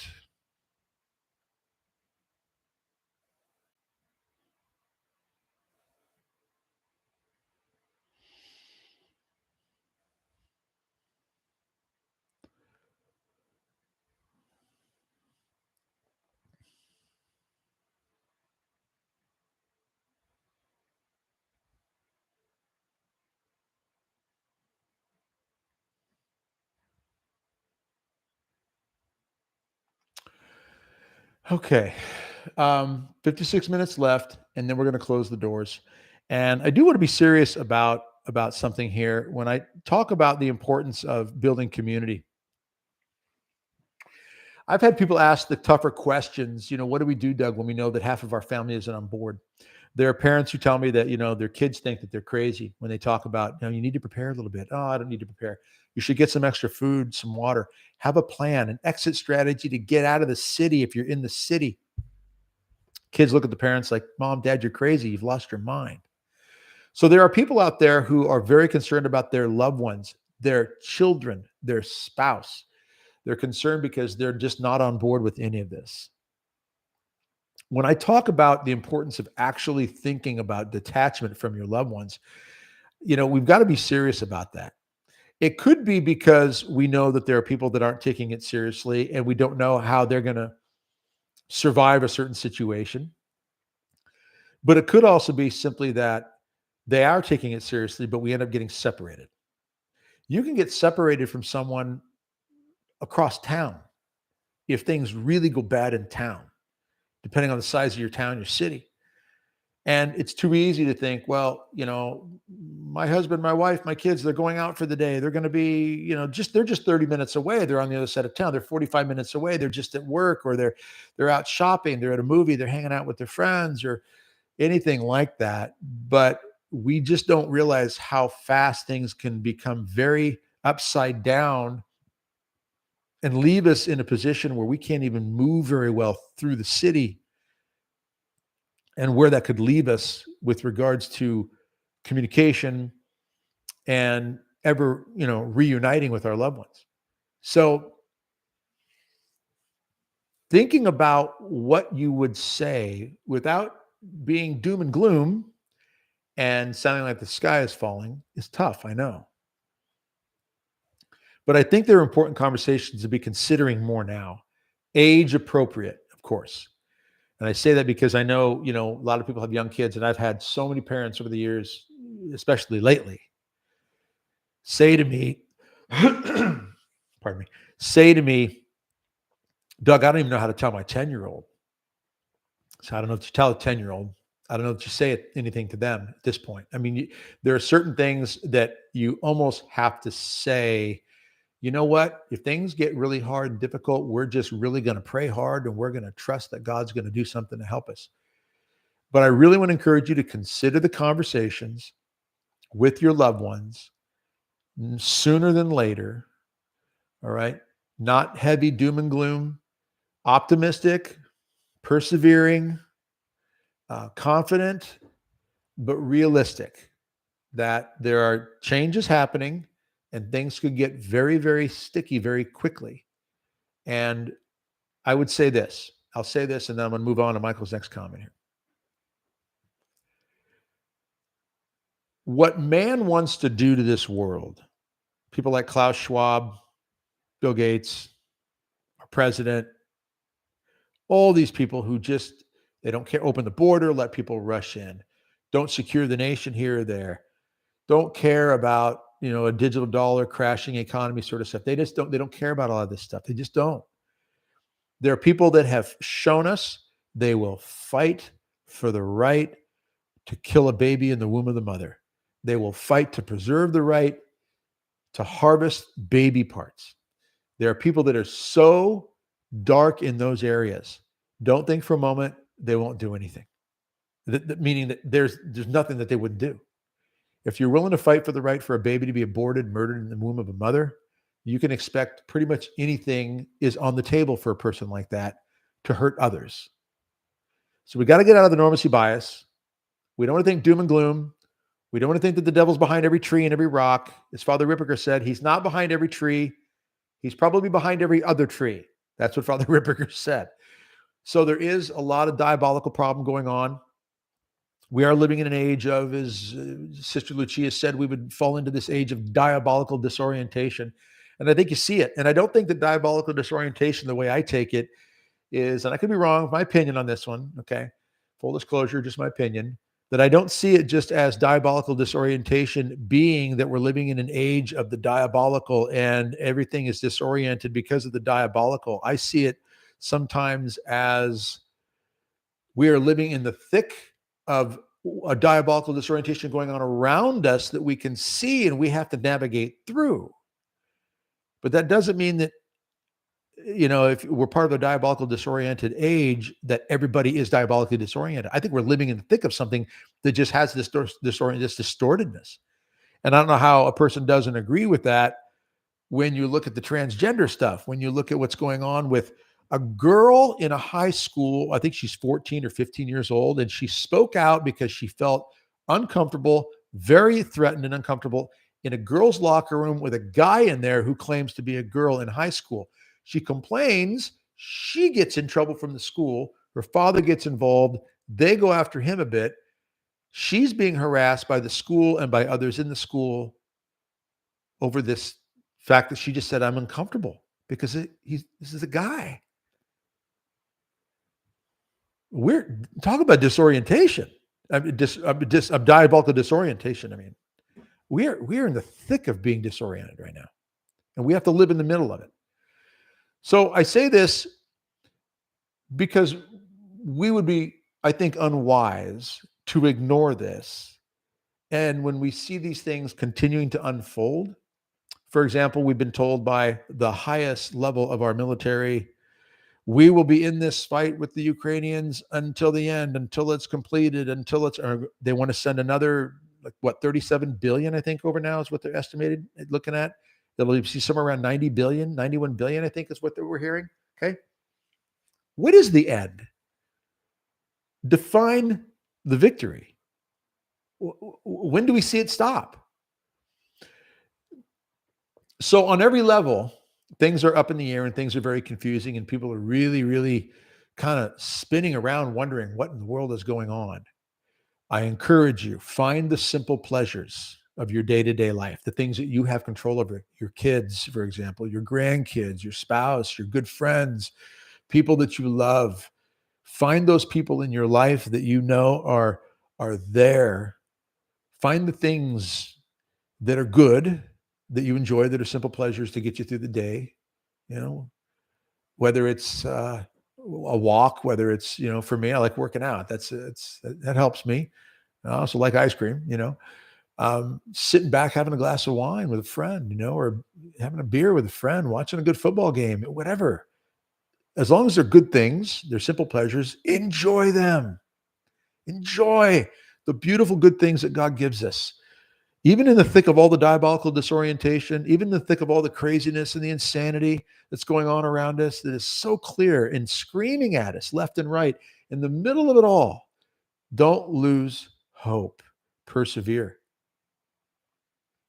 BR Coalition is about that. That's what we're trying to do with this. If you're thinking about it, but you're not sure, 47 minutes left, go to brcoalition.com, take a look at the page, pray about it. Sign up, 30-day money-back guarantee. Right? No questions asked. It's a way to really get things rolling, the best of our ability. Okay. We're getting hacked here. Yeah.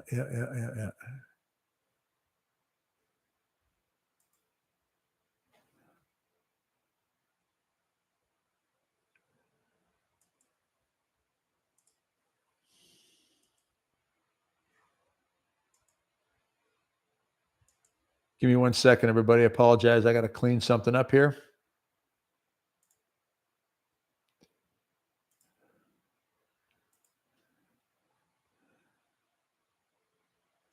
Okay. All right.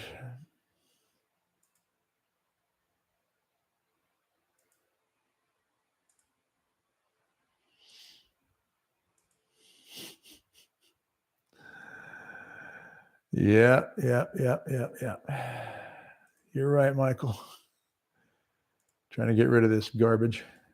Just reported it. Trying to get these removed.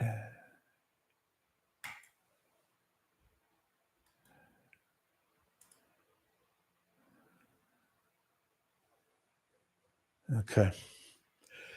All right. Michael, different subject. Cold weather prep, 12 degrees tonight here in the Rockies. Thoughts? Hard for a Texan to talk about. Well, Michael, I'm actually from Nebraska. I've only been in Texas for 3.5 years. So, born and raised Lincoln, Nebraska, been through many a sub zero winter, many 20, 30 below wind chills in the open prairie, brutal winds, cloudy days for days and days at a time. We were working and practicing with things like go bags, and we would my boys in particular would take their go bags. They would go out on a night when it was going to be 25 or 20 degrees, 15 degrees. I think they went, pretty cold one night, and they would survive the night with only what was in their go bag. So using the plastic tarp, starting a fire, they had to rotate. Someone had to be awake all the time, keep the fire going. It was brutal. It was hard. So recommendations for 12 degrees in the Rockies, cold weather prep. You got to have base layer. You got to have the right, sleeping bags if you're going to have backup outside type gear or in your house. Plastic. If the power goes out and you're in a house, isolate off in a room somewhere. Hopefully you got a fireplace in the room or a stove, wood burning stove where you can generate heat, but you don't have to generate heat to the whole house. So have plastic or tarps or blankets and duct tape, nails, and you're going to have to hang stuff over doorways, block out other sections, isolate it. You can put a tent up in a living room and get in the tent, and you'll be surprised how much heat will be generated in that tent. There's a story of a woman who actually went and did a prepping test with her kids, put her couple of 10, 12-year-old children in a tent downstairs in the living room, and her and her husband went to bed. They shut all the heat off. They did it to test it, to see how everybody would do. Middle of the night, she felt terrible that her kids were sleeping in this tent alone. She went downstairs. She opened up the tent, and she said it was like an oven in there because the tent helped hold the heat in, and it was inside the house. So there was no wind out there to really take it away, or outside conditions. It didn't get to 10, 15 degrees inside the house. It was cold, but it wasn't that cold. So if it's in a house, you got to be clever. You hang stuff over the doors. Again, blankets, having plastic or tarps ready to go to do those things is important. Having the ability to get a little bit of heat in that room. Now, there are things like heater buddies, which run off of propane. Some of them can operate indoors, and you have to look at the unit that you get and make sure that you find the brands that actually can do that. Heater Buddy is one brand name. I've known people who use it in their tents. It's always better to vent it a little bit, get a little bit of ventilation, but in general, there are some that can be used indoors. They say, read carefully what the box says, what the product says. But at the very least, a small portable electric heater, okay, that can run off of a Blue Eddy or a Jackery type power station. Now, you don't have to run it all the time. So if you block off your doors with some plastic or some sheets, you might have to nail it into the trim if you don't have duct tape. Okay. I got plenty of tape on hand. I have a lot of tape for a lot of reasons, just duct tape in general, right? That's what you do. But I'm ready to hang stuff on doorways if I needed to. Now, down here in Texas, we did get hit about 1.5 years ago with Snowmageddon. They called it. The whole southern part of the country got hit. Roughly 200 people died in Texas. And it was because of just a lot of it were mistakes, things they didn't think about. Some of it you would think would be no-brainers, but I'm not judging anybody, especially those who died. Getting in your car and running your car to stay warm in your garage, but you don't vent the exhaust out of the garage. Now, we would think most people would understand that, and we'd think, oh, come on. Seriously, there are people who just don't know. And so we want to be, saddened by that, of course. But that's why we got to talk about these things. There are people who don't know about carbon monoxide poisoning. They don't know about that. So we want to help with that. But a little electric heater, I have a couple small ones. So if I have to block off even my office, I can put my little electric heater here, close the doors or hang stuff in doorways. If I don't have doors to close, I can run my heater off of a solar battery station, little bits at a time, and I will be fine. I will get through that fine. So that's one good way, to really get things warmed up in those types of serious situations. Okay. All right. Hope that helps. Nice cleanup. Thanks, Michael. Yeah, that happens once in a while. We get those moments when someone just jumps in and starts throwing all kinds of garbage at you. And you got to just, you do the best you can. You jump on it as best you can. Let's see here. Quick message to get out here.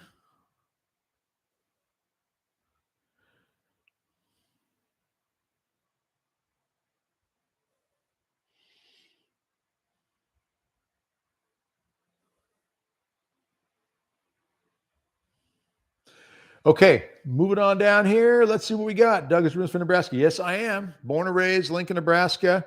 Really happy I'm in Texas, though. I got to say. I mean, I really love the weather down here. It's been cold this week. Our highs have been around 50 and our lows have been around 30. This is a cold week for us. I've lived in Nebraska my life. I'm done with that kind of cold, but I can handle it if I have to. I really don't like to lose the edge. I don't like the blood to get too thin. So I still, do things to keep myself, on edge, keep that edge going. So yeah, I like this. I like to stay in the game. I could keep the edge, keep sharp. But yeah, I do like the weather here in Texas. Okay, let's see here. Lots of wool socks, cuddle dud under things. Yeah, clothing. Find the clothing that you like. Get the good base layer. Get the good gear that works. And layers are good. Some people like one big, thick, heavy coat. I like the idea of layers. It's a really serious situation, and I got to go outside and work, and it's cold. Snowmageddon.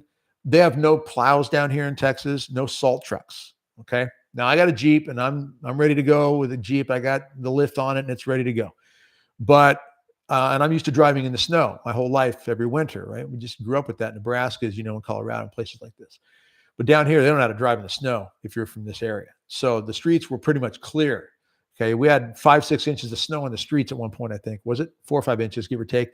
And they didn't plow it. And people were all over the place. The handful of people that were out there, guys like me who know how to drive in it because we grew up in it and you live in it and you got the right equipment. You're just plowing right through. That's great.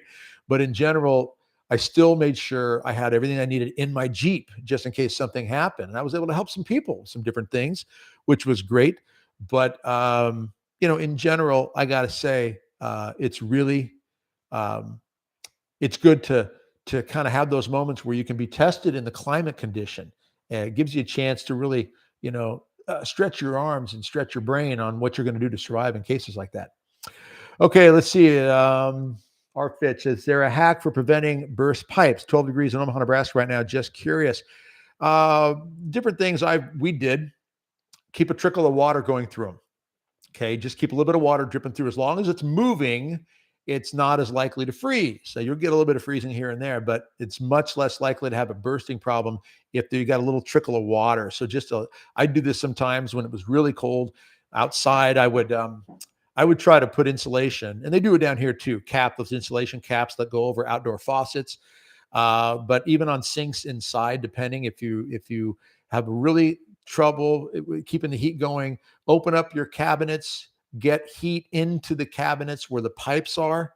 All right. So that they're not, because you got pipes behind walls in Nebraska, it should be insulated, but you'll get insulation on the exterior ones, but indoor ones, sometimes you'll have a problem here, like in a basement.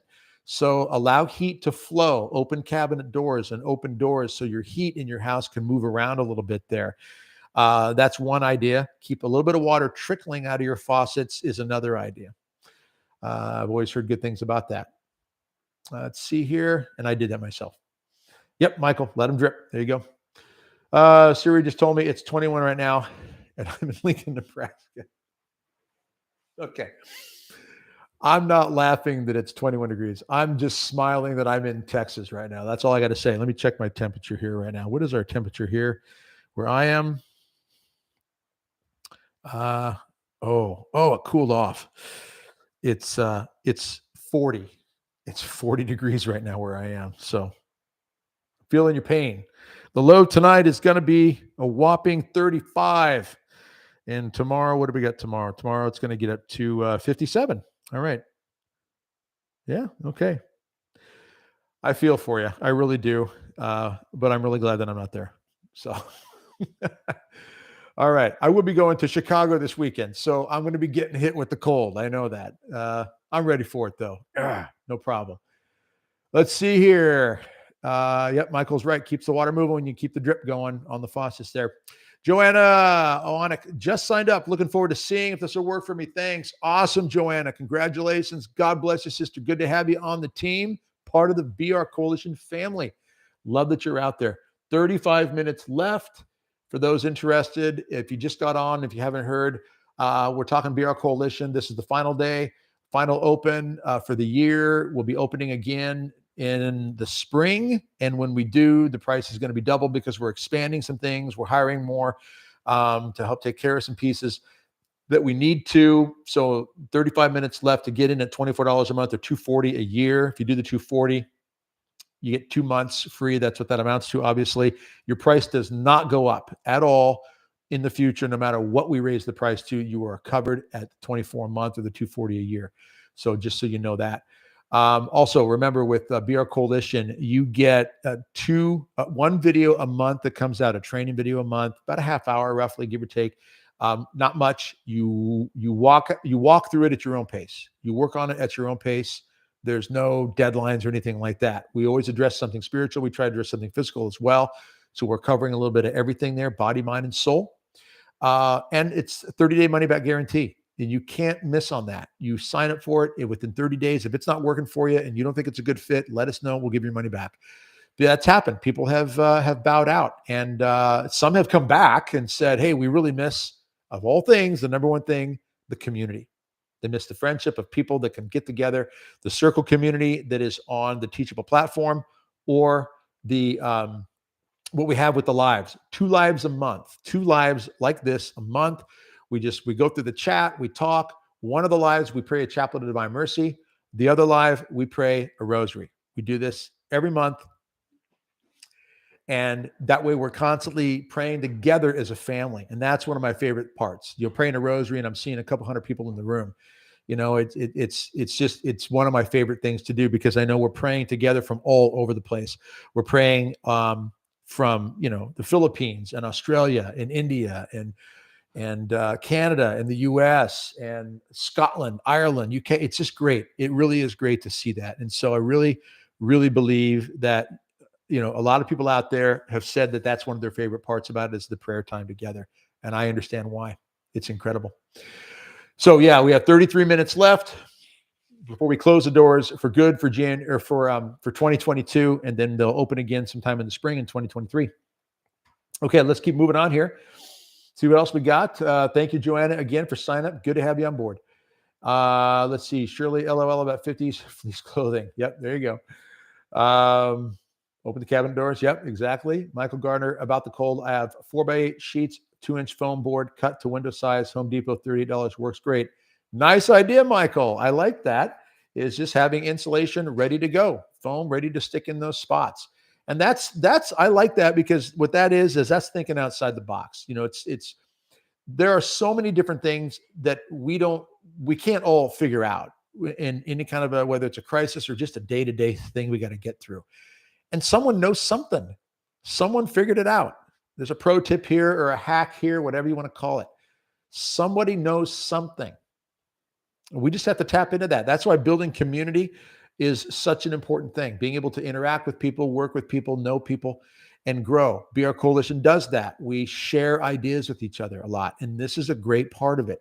We are constantly on our side working on stuff. I love the ideas that come from people.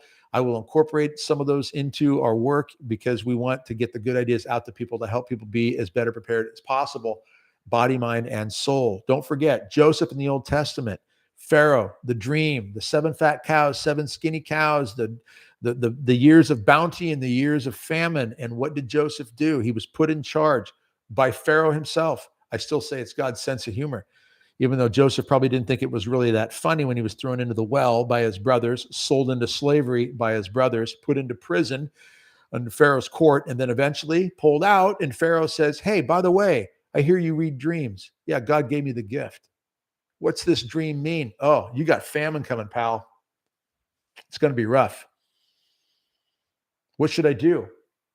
You should be a prepper. Why don't you take charge of this, Joseph? You take charge and you go all over the land of Egypt and do what you need to do. And that fast, God changed Joseph's life. And the story goes on. Obviously, I know you know the story. It went on to the point where Joseph was able to actually meet up with his family eventually in the future. And there was a major reconciliation that took place. Joseph played a little game on him, of course. Just a little way of payback, right? Right? To your brothers. But here's Joseph showing us through Joseph, God shows us, I should say, through Joseph, the need to naturally prepare. But I'm sure Joseph incorporated other people to figure out the best ways to make this happen. That's what we want to do with BR Coalition. 30 minutes left. We want you to join. We want you to be part of the family.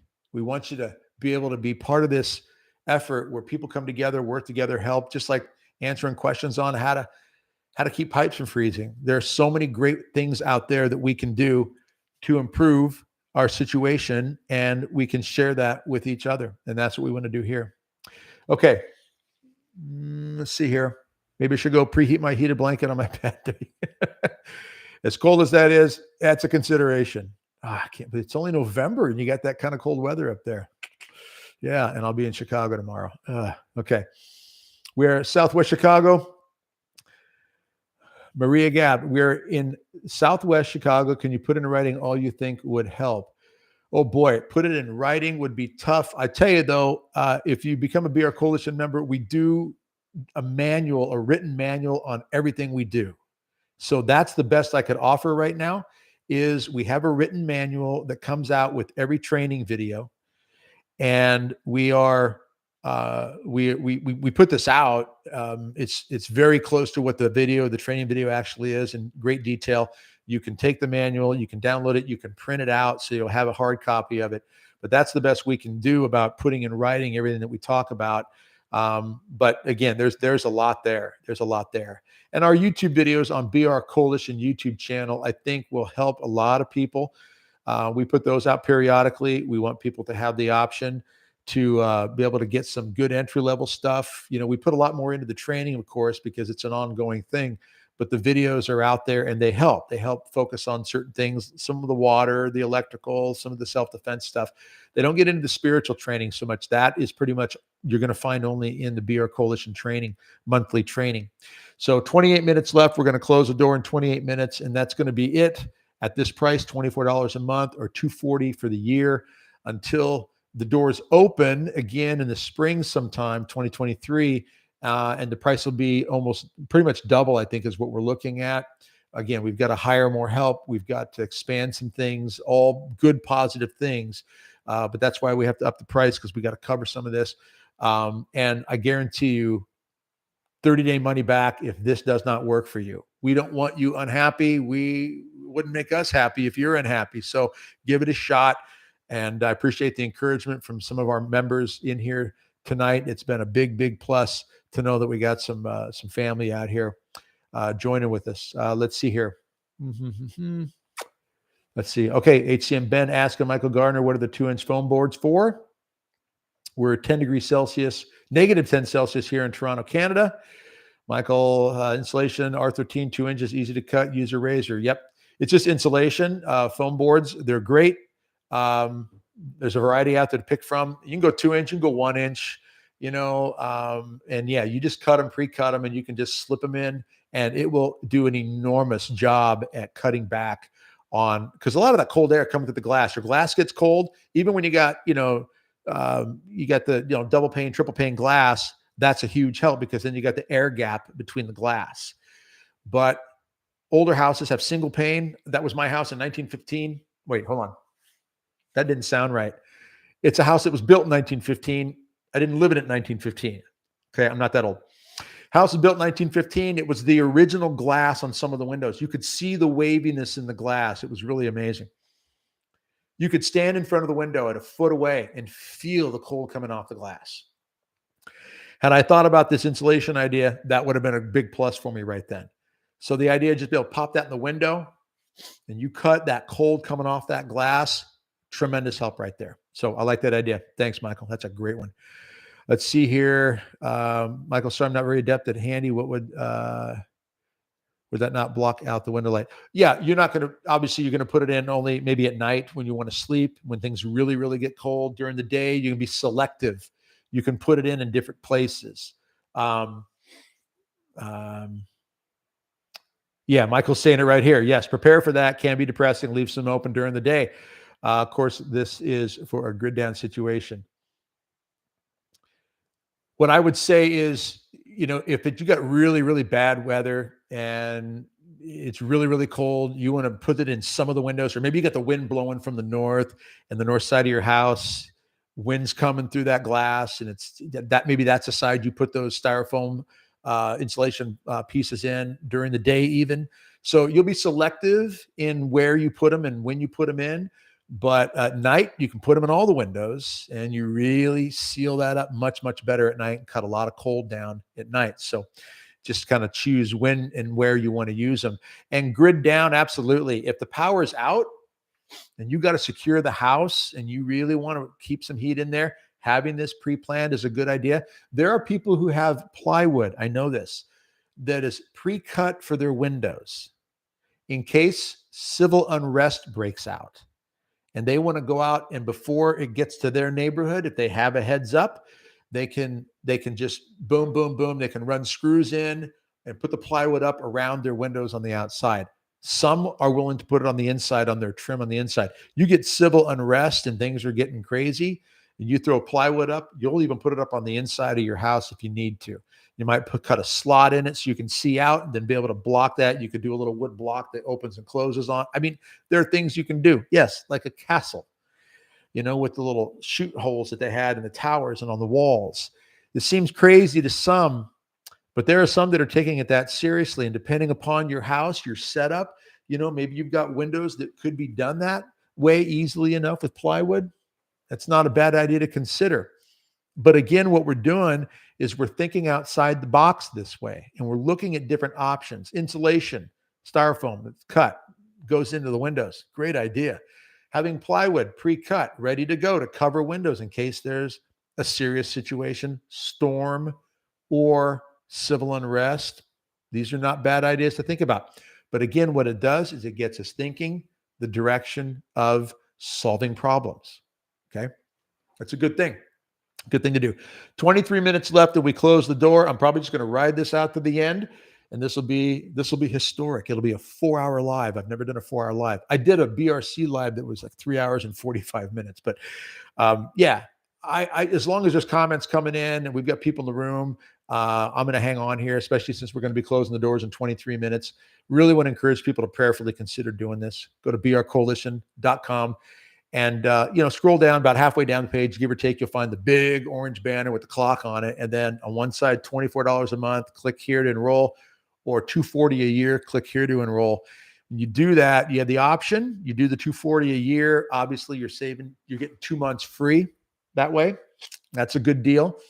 But this is the price is going to double pretty much when we open next time in the spring. So I encourage you to consider getting in now while the price is still good. This price will not change for you in the future. If you get in at $24 a month or $240 a year, that's your price forever. No matter what we do with the price down the road, your price does not go up. Okay, so you'll be set there. Okay, quick message here.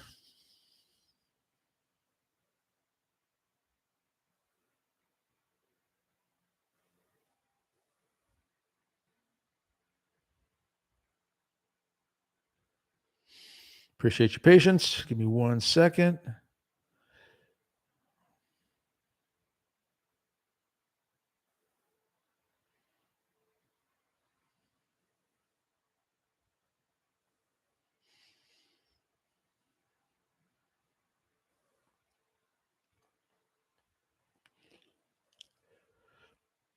Okay. All right, let's see here. Anyone know of an alternative heat source in such grid down situations? Uh, there's a couple different options you can go with. Well, there's three main ones. If you got a wood burning fireplace or a wood burning stove in your home, that'll help you tremendously right there. Then you got to be considering fuel for that, firewood. And you have a supply of that, and you keep that in a place that's close, that's dry. When I say close, meaning way out in the back, depending on your situation. If it's a grid down and you've got heat is out and you've got a bad situation where you've got maybe civil unrest, you're not going to be one going out of the house too far, maybe depending upon your circumstances. But having access to firewood is going to be a part of that, obviously. Second, you can do like a heater buddy type thing. Now, I want to emphasize there are some that claim they can burn inside. I have one. We ran it inside the house with no problems. We ran it sporadically, get the heat on for a while, take the edge off. This is when we had the Snowmageddon a year and a half ago, and we got to a -6 degrees was the coldest it got in town, and the power went out. So we had no power, no fireplace in the house. So we were in a situation where just to take the edge off with a little bit of heat, I ran the heater buddy. But when you put the propane tank on, and the instructions are clear in this, you want to do that outside the house so it doesn't leak. And then when you come in, these are built to be able to run inside without carbon monoxide or any kind of exhaust problem. But that's something you need to be extremely cautious about. Read the instructions thoroughly, reread them, make sure you know what product you have. An electric heater. If power is out, an electric heater, obviously you're going to have a backup battery station to run it. Now, electric heaters draw a lot of power. They're going to drain the battery pretty good. If you got a good sized battery station, 1,000 watt, 1,500, 2,000, they'll be a little pricier, obviously, but you're going to be able to run your electric heater. Get a small one. You don't need much. If you block off windows, if you use the styrofoam idea that Michael mentioned, or you hang the sheets or close your curtains, hang sheets, hang plastic over windows, over doors. Make sure you've got it pretty well insulated. You need fresh air coming in, though. So you're going to have to consider cracking a window once in a while, get some fresh air in. You can't seal everything off and not have fresh oxygen coming into your room. So you got to be cautious about that. You need ventilation, but you can work with this if you're wearing layered clothing, you've got the right kind of footwear, good socks on, you got the head covered, and you've got an electric heater, even a small one, little box heaters that just you run it off your battery station for 10 minutes, 15 minutes, 5 minutes even, just enough to get the warmth going. And you take the edge off, and you get enough people in a room, 2, 3, 4 people, get your family in there, get a tent set up in there, get in the tent maybe, you're going to generate the heat that you need, even in really, really cold conditions outside. So alternative heat, though, wood burning fireplace or wood burning stove, or you've got, a heater buddy type unit set up in the home, or you've got a little electric heater with a good battery station backup. Okay. Those are some ideas there. Okay. Let's see here. I gather that the Jackery or Blue Eddy solar batteries don't last too long if you plug in a heater. Yep, exactly. Not as long. Okay. Again, it depends on the ones you get. I'm getting a Blue Eddy, like 268 watt, coming very soon. We'll do some reviews on it, and we'll talk about it in future BRC lives. Again, 17 minutes left. Got to encourage this again. We're running out of time. We're going to close the doors in 17 minutes. That'll be it. I'll sign off in 17 minutes. And that will be it until we open the doors again in the spring, 24 a month, 240 a year. But when we open the doors, those prices are going to be up quite a bit higher. It's going to be double pretty much because of some things we need to be upgrading and revamping, some projects, hiring out some more help, good stuff. But I would say I will be doing reviews on the smaller Blue Eddy. But a Blue Eddy, small one, not going to run a heater very long. I got a 2,000 over here, the AC 200, that would run it fine for quite a while. So again, the sizes of your battery station is going to matter a lot, and what the watts that your heater is going to pull, okay, is also a big part of it. You can get, I have a small box one. It's this big. That's all it is.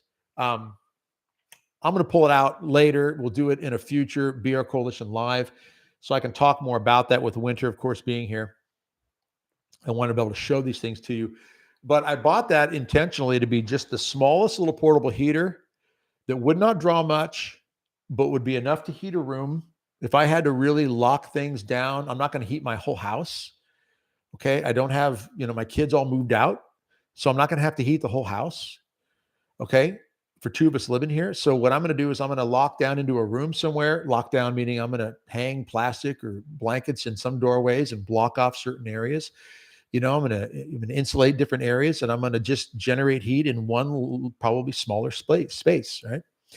So I'm going to run the heater just temporarily here and there, and that's going to be it. Okay.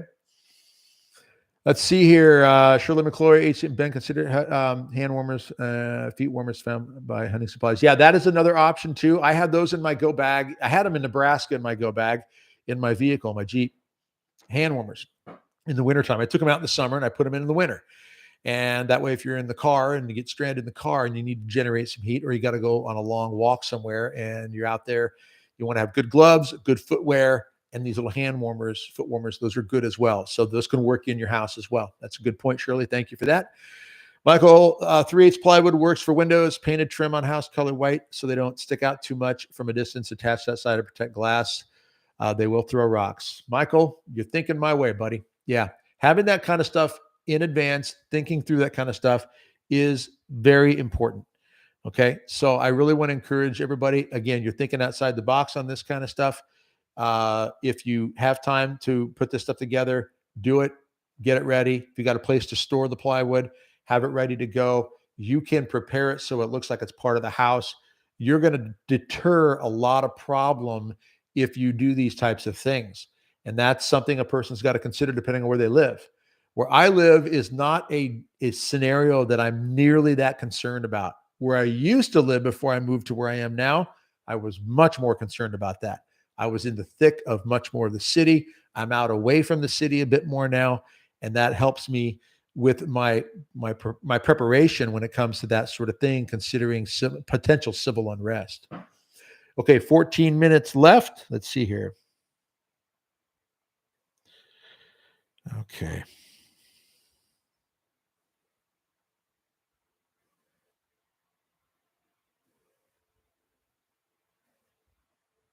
Okay. Let's see here. What else we got coming on here? 14 minutes to go.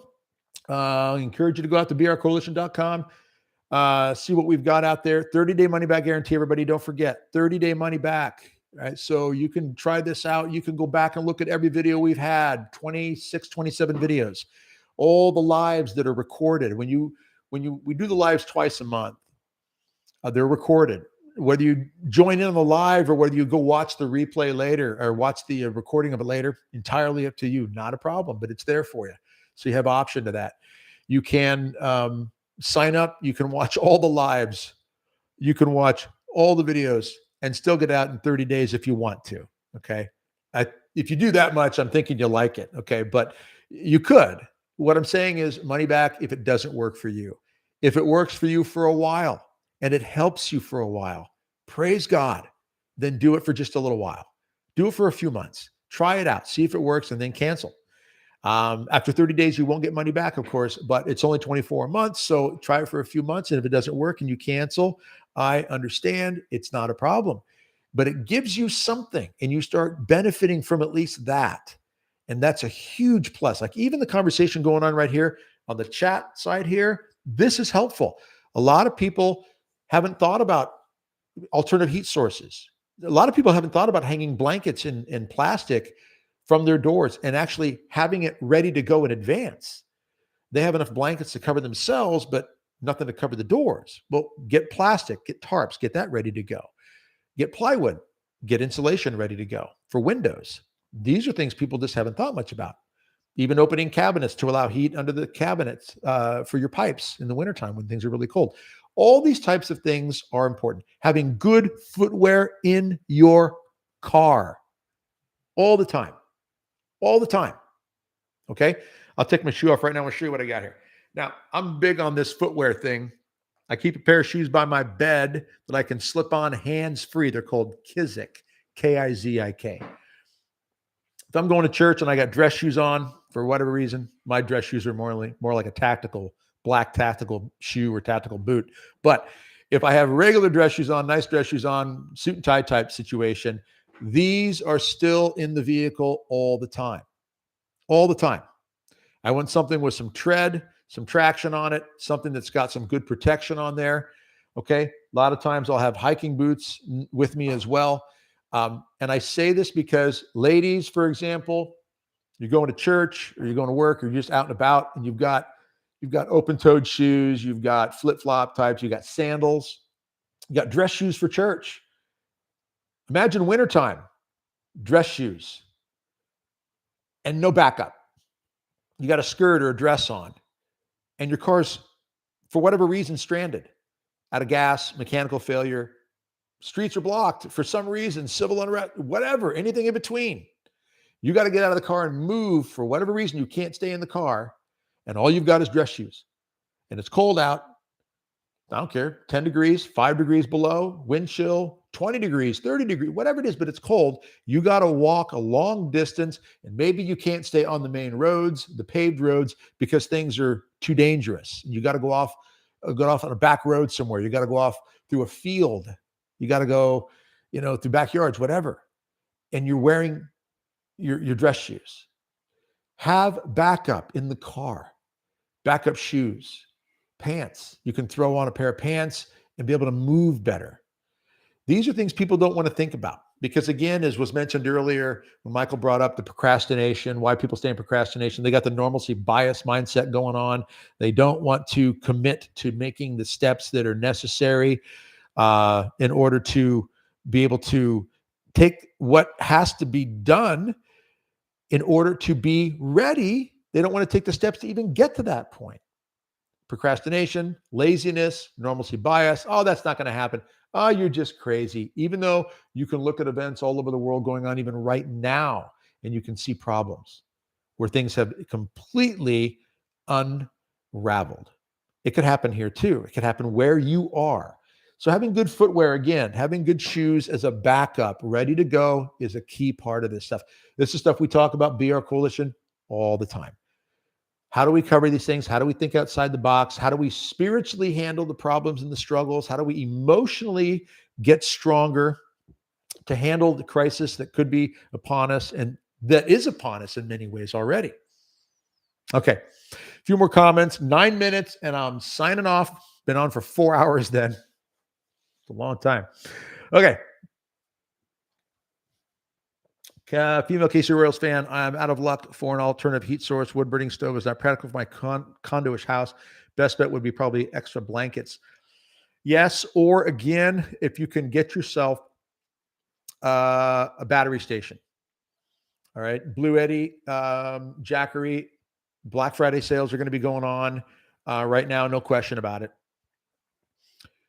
And get yourself a battery station and a small portable heater, just a small portable heater even, electric one, and be able to run off of that.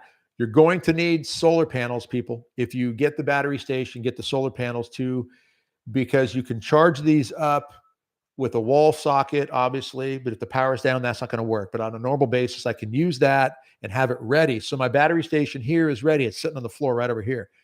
And I have it ready to go. It's topped off at 100%. It's ready to go. So if power goes out, I can plug all my computers and everything into this and I can work.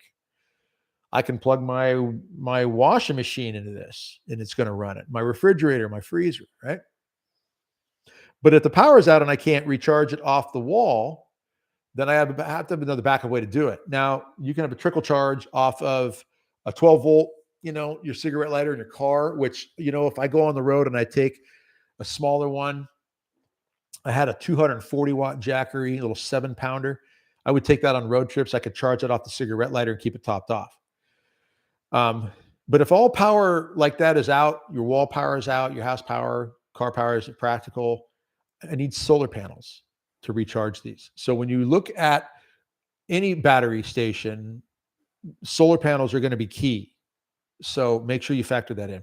7 minutes to go, ladies and gentlemen. 7 minutes to go when the doors close. Last open for 2022.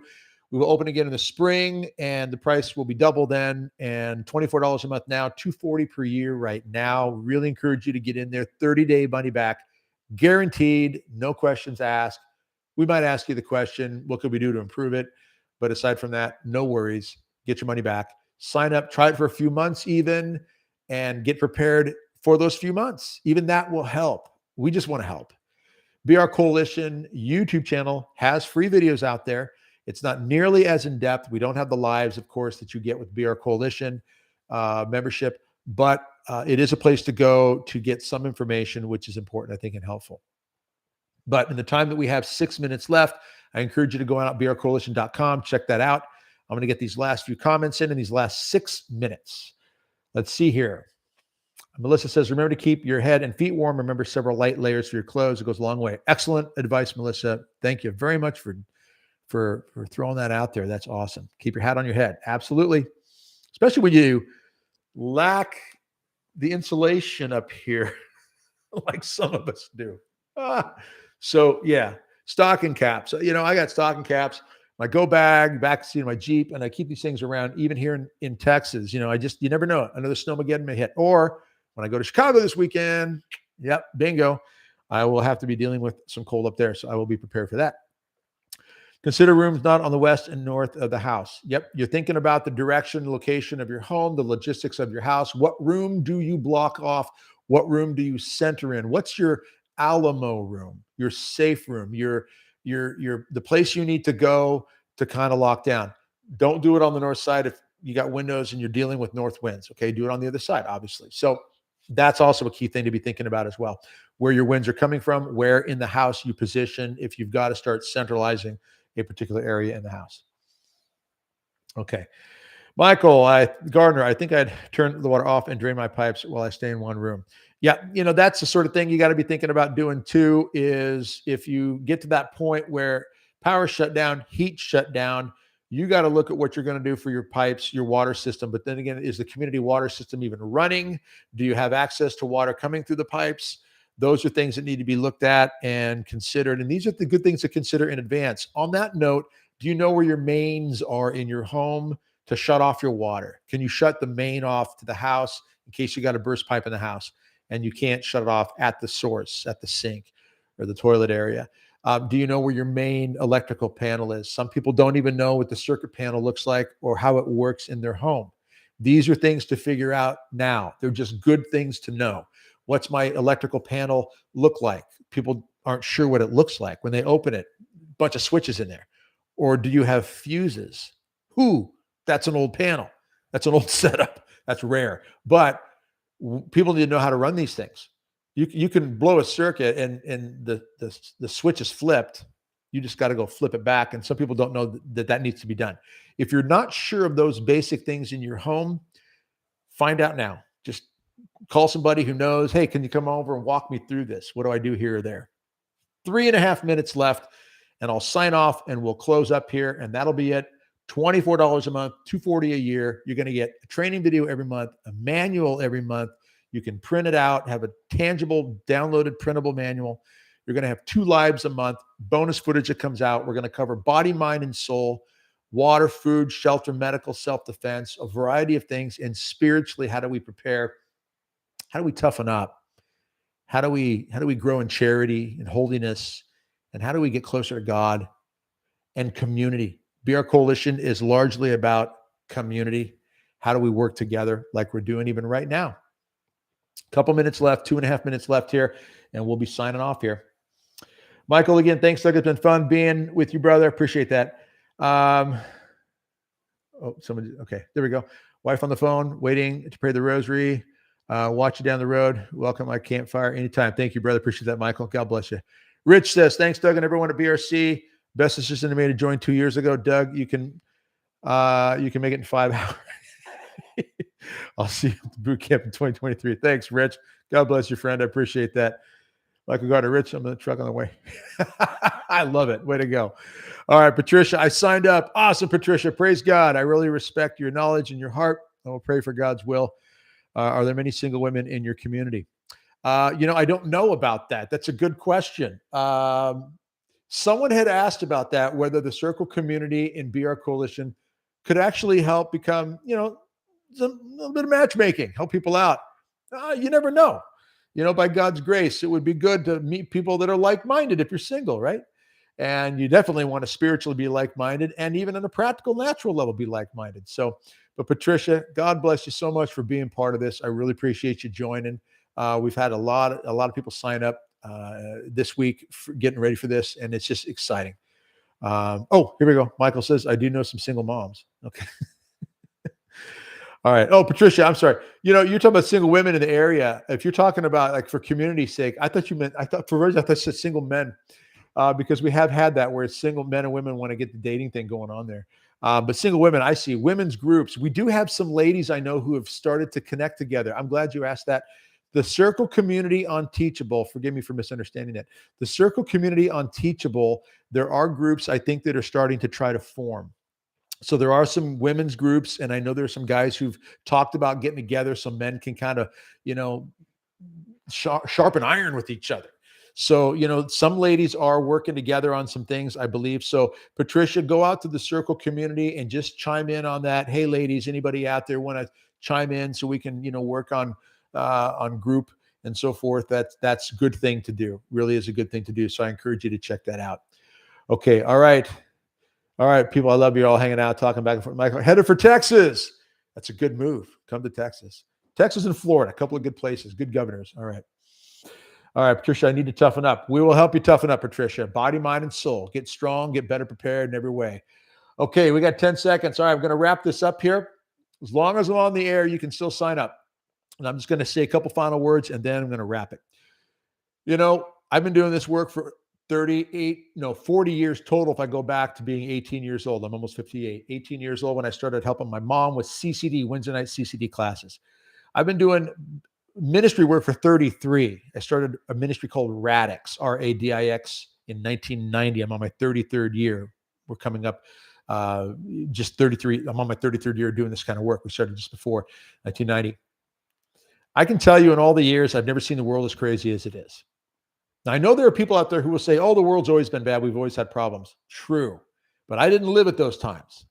I'm living now. We are living in the world now when it's crazy now. And what we need to be looking at is what we are called to do now. I go back to the siege of Malta in 1565 when Grand Master John Lavalette, head of the Knights of Malta, led 800 knights and about 9,000 militia made up of Spanish and Maltese against approximately 50,000 Muslim Turks for 5 or 6 months as the island of Malta was under siege. They defended the island. About 400 knights died. Many of the militia did too. Lavalette, Grandmaster Lavalette, was engaged in the battle physically, hand-to-hand combat, and he was 72 years old when he did this. 72 years old when Grandmaster John Lavalette was engaging in battle in the siege of Malta, 5 or 6 month battle, and they held the island and they preserved Catholicism and Christianity throughout Europe in their portion of the world by that moment that God had placed them in. This is our moment. Right now, the Klaus Schwabs that want the world great reset of the world, the presidents that are our president who's just, who knows, the world leaders that are lobbing missiles left and right like North Korea, the threats from people like Iran and China, these things are in our world and our time. So it's up to us to do the best we can with what we have. But things are crazier now in other ways. The transgender stuff going on, the commercialization of abortion that's been going on for so many years now. We will have to atone for that. This is our time to be better prepared, body, mind, and soul. This is our time to take the steps to do everything we can in the time that we have, with the resources we have, in the community that we have, the people that we have, to be ready to do whatever God calls us to do. And maybe he doesn't call us to engage in a battle like the Knights of Malta did. Maybe he calls us to hunker down and build a community that survives and thrives in a crisis and helps people not lose hope. One of the quotes that I love that we say all the time in BR Coalition: hope is found when you have a plan of action in the face of a crisis.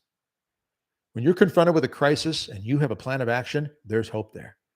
The lights go dark, or the lights go out, rooms are dark. Oh no, someone's got a flashlight. That's a plan of action. That can bring hope.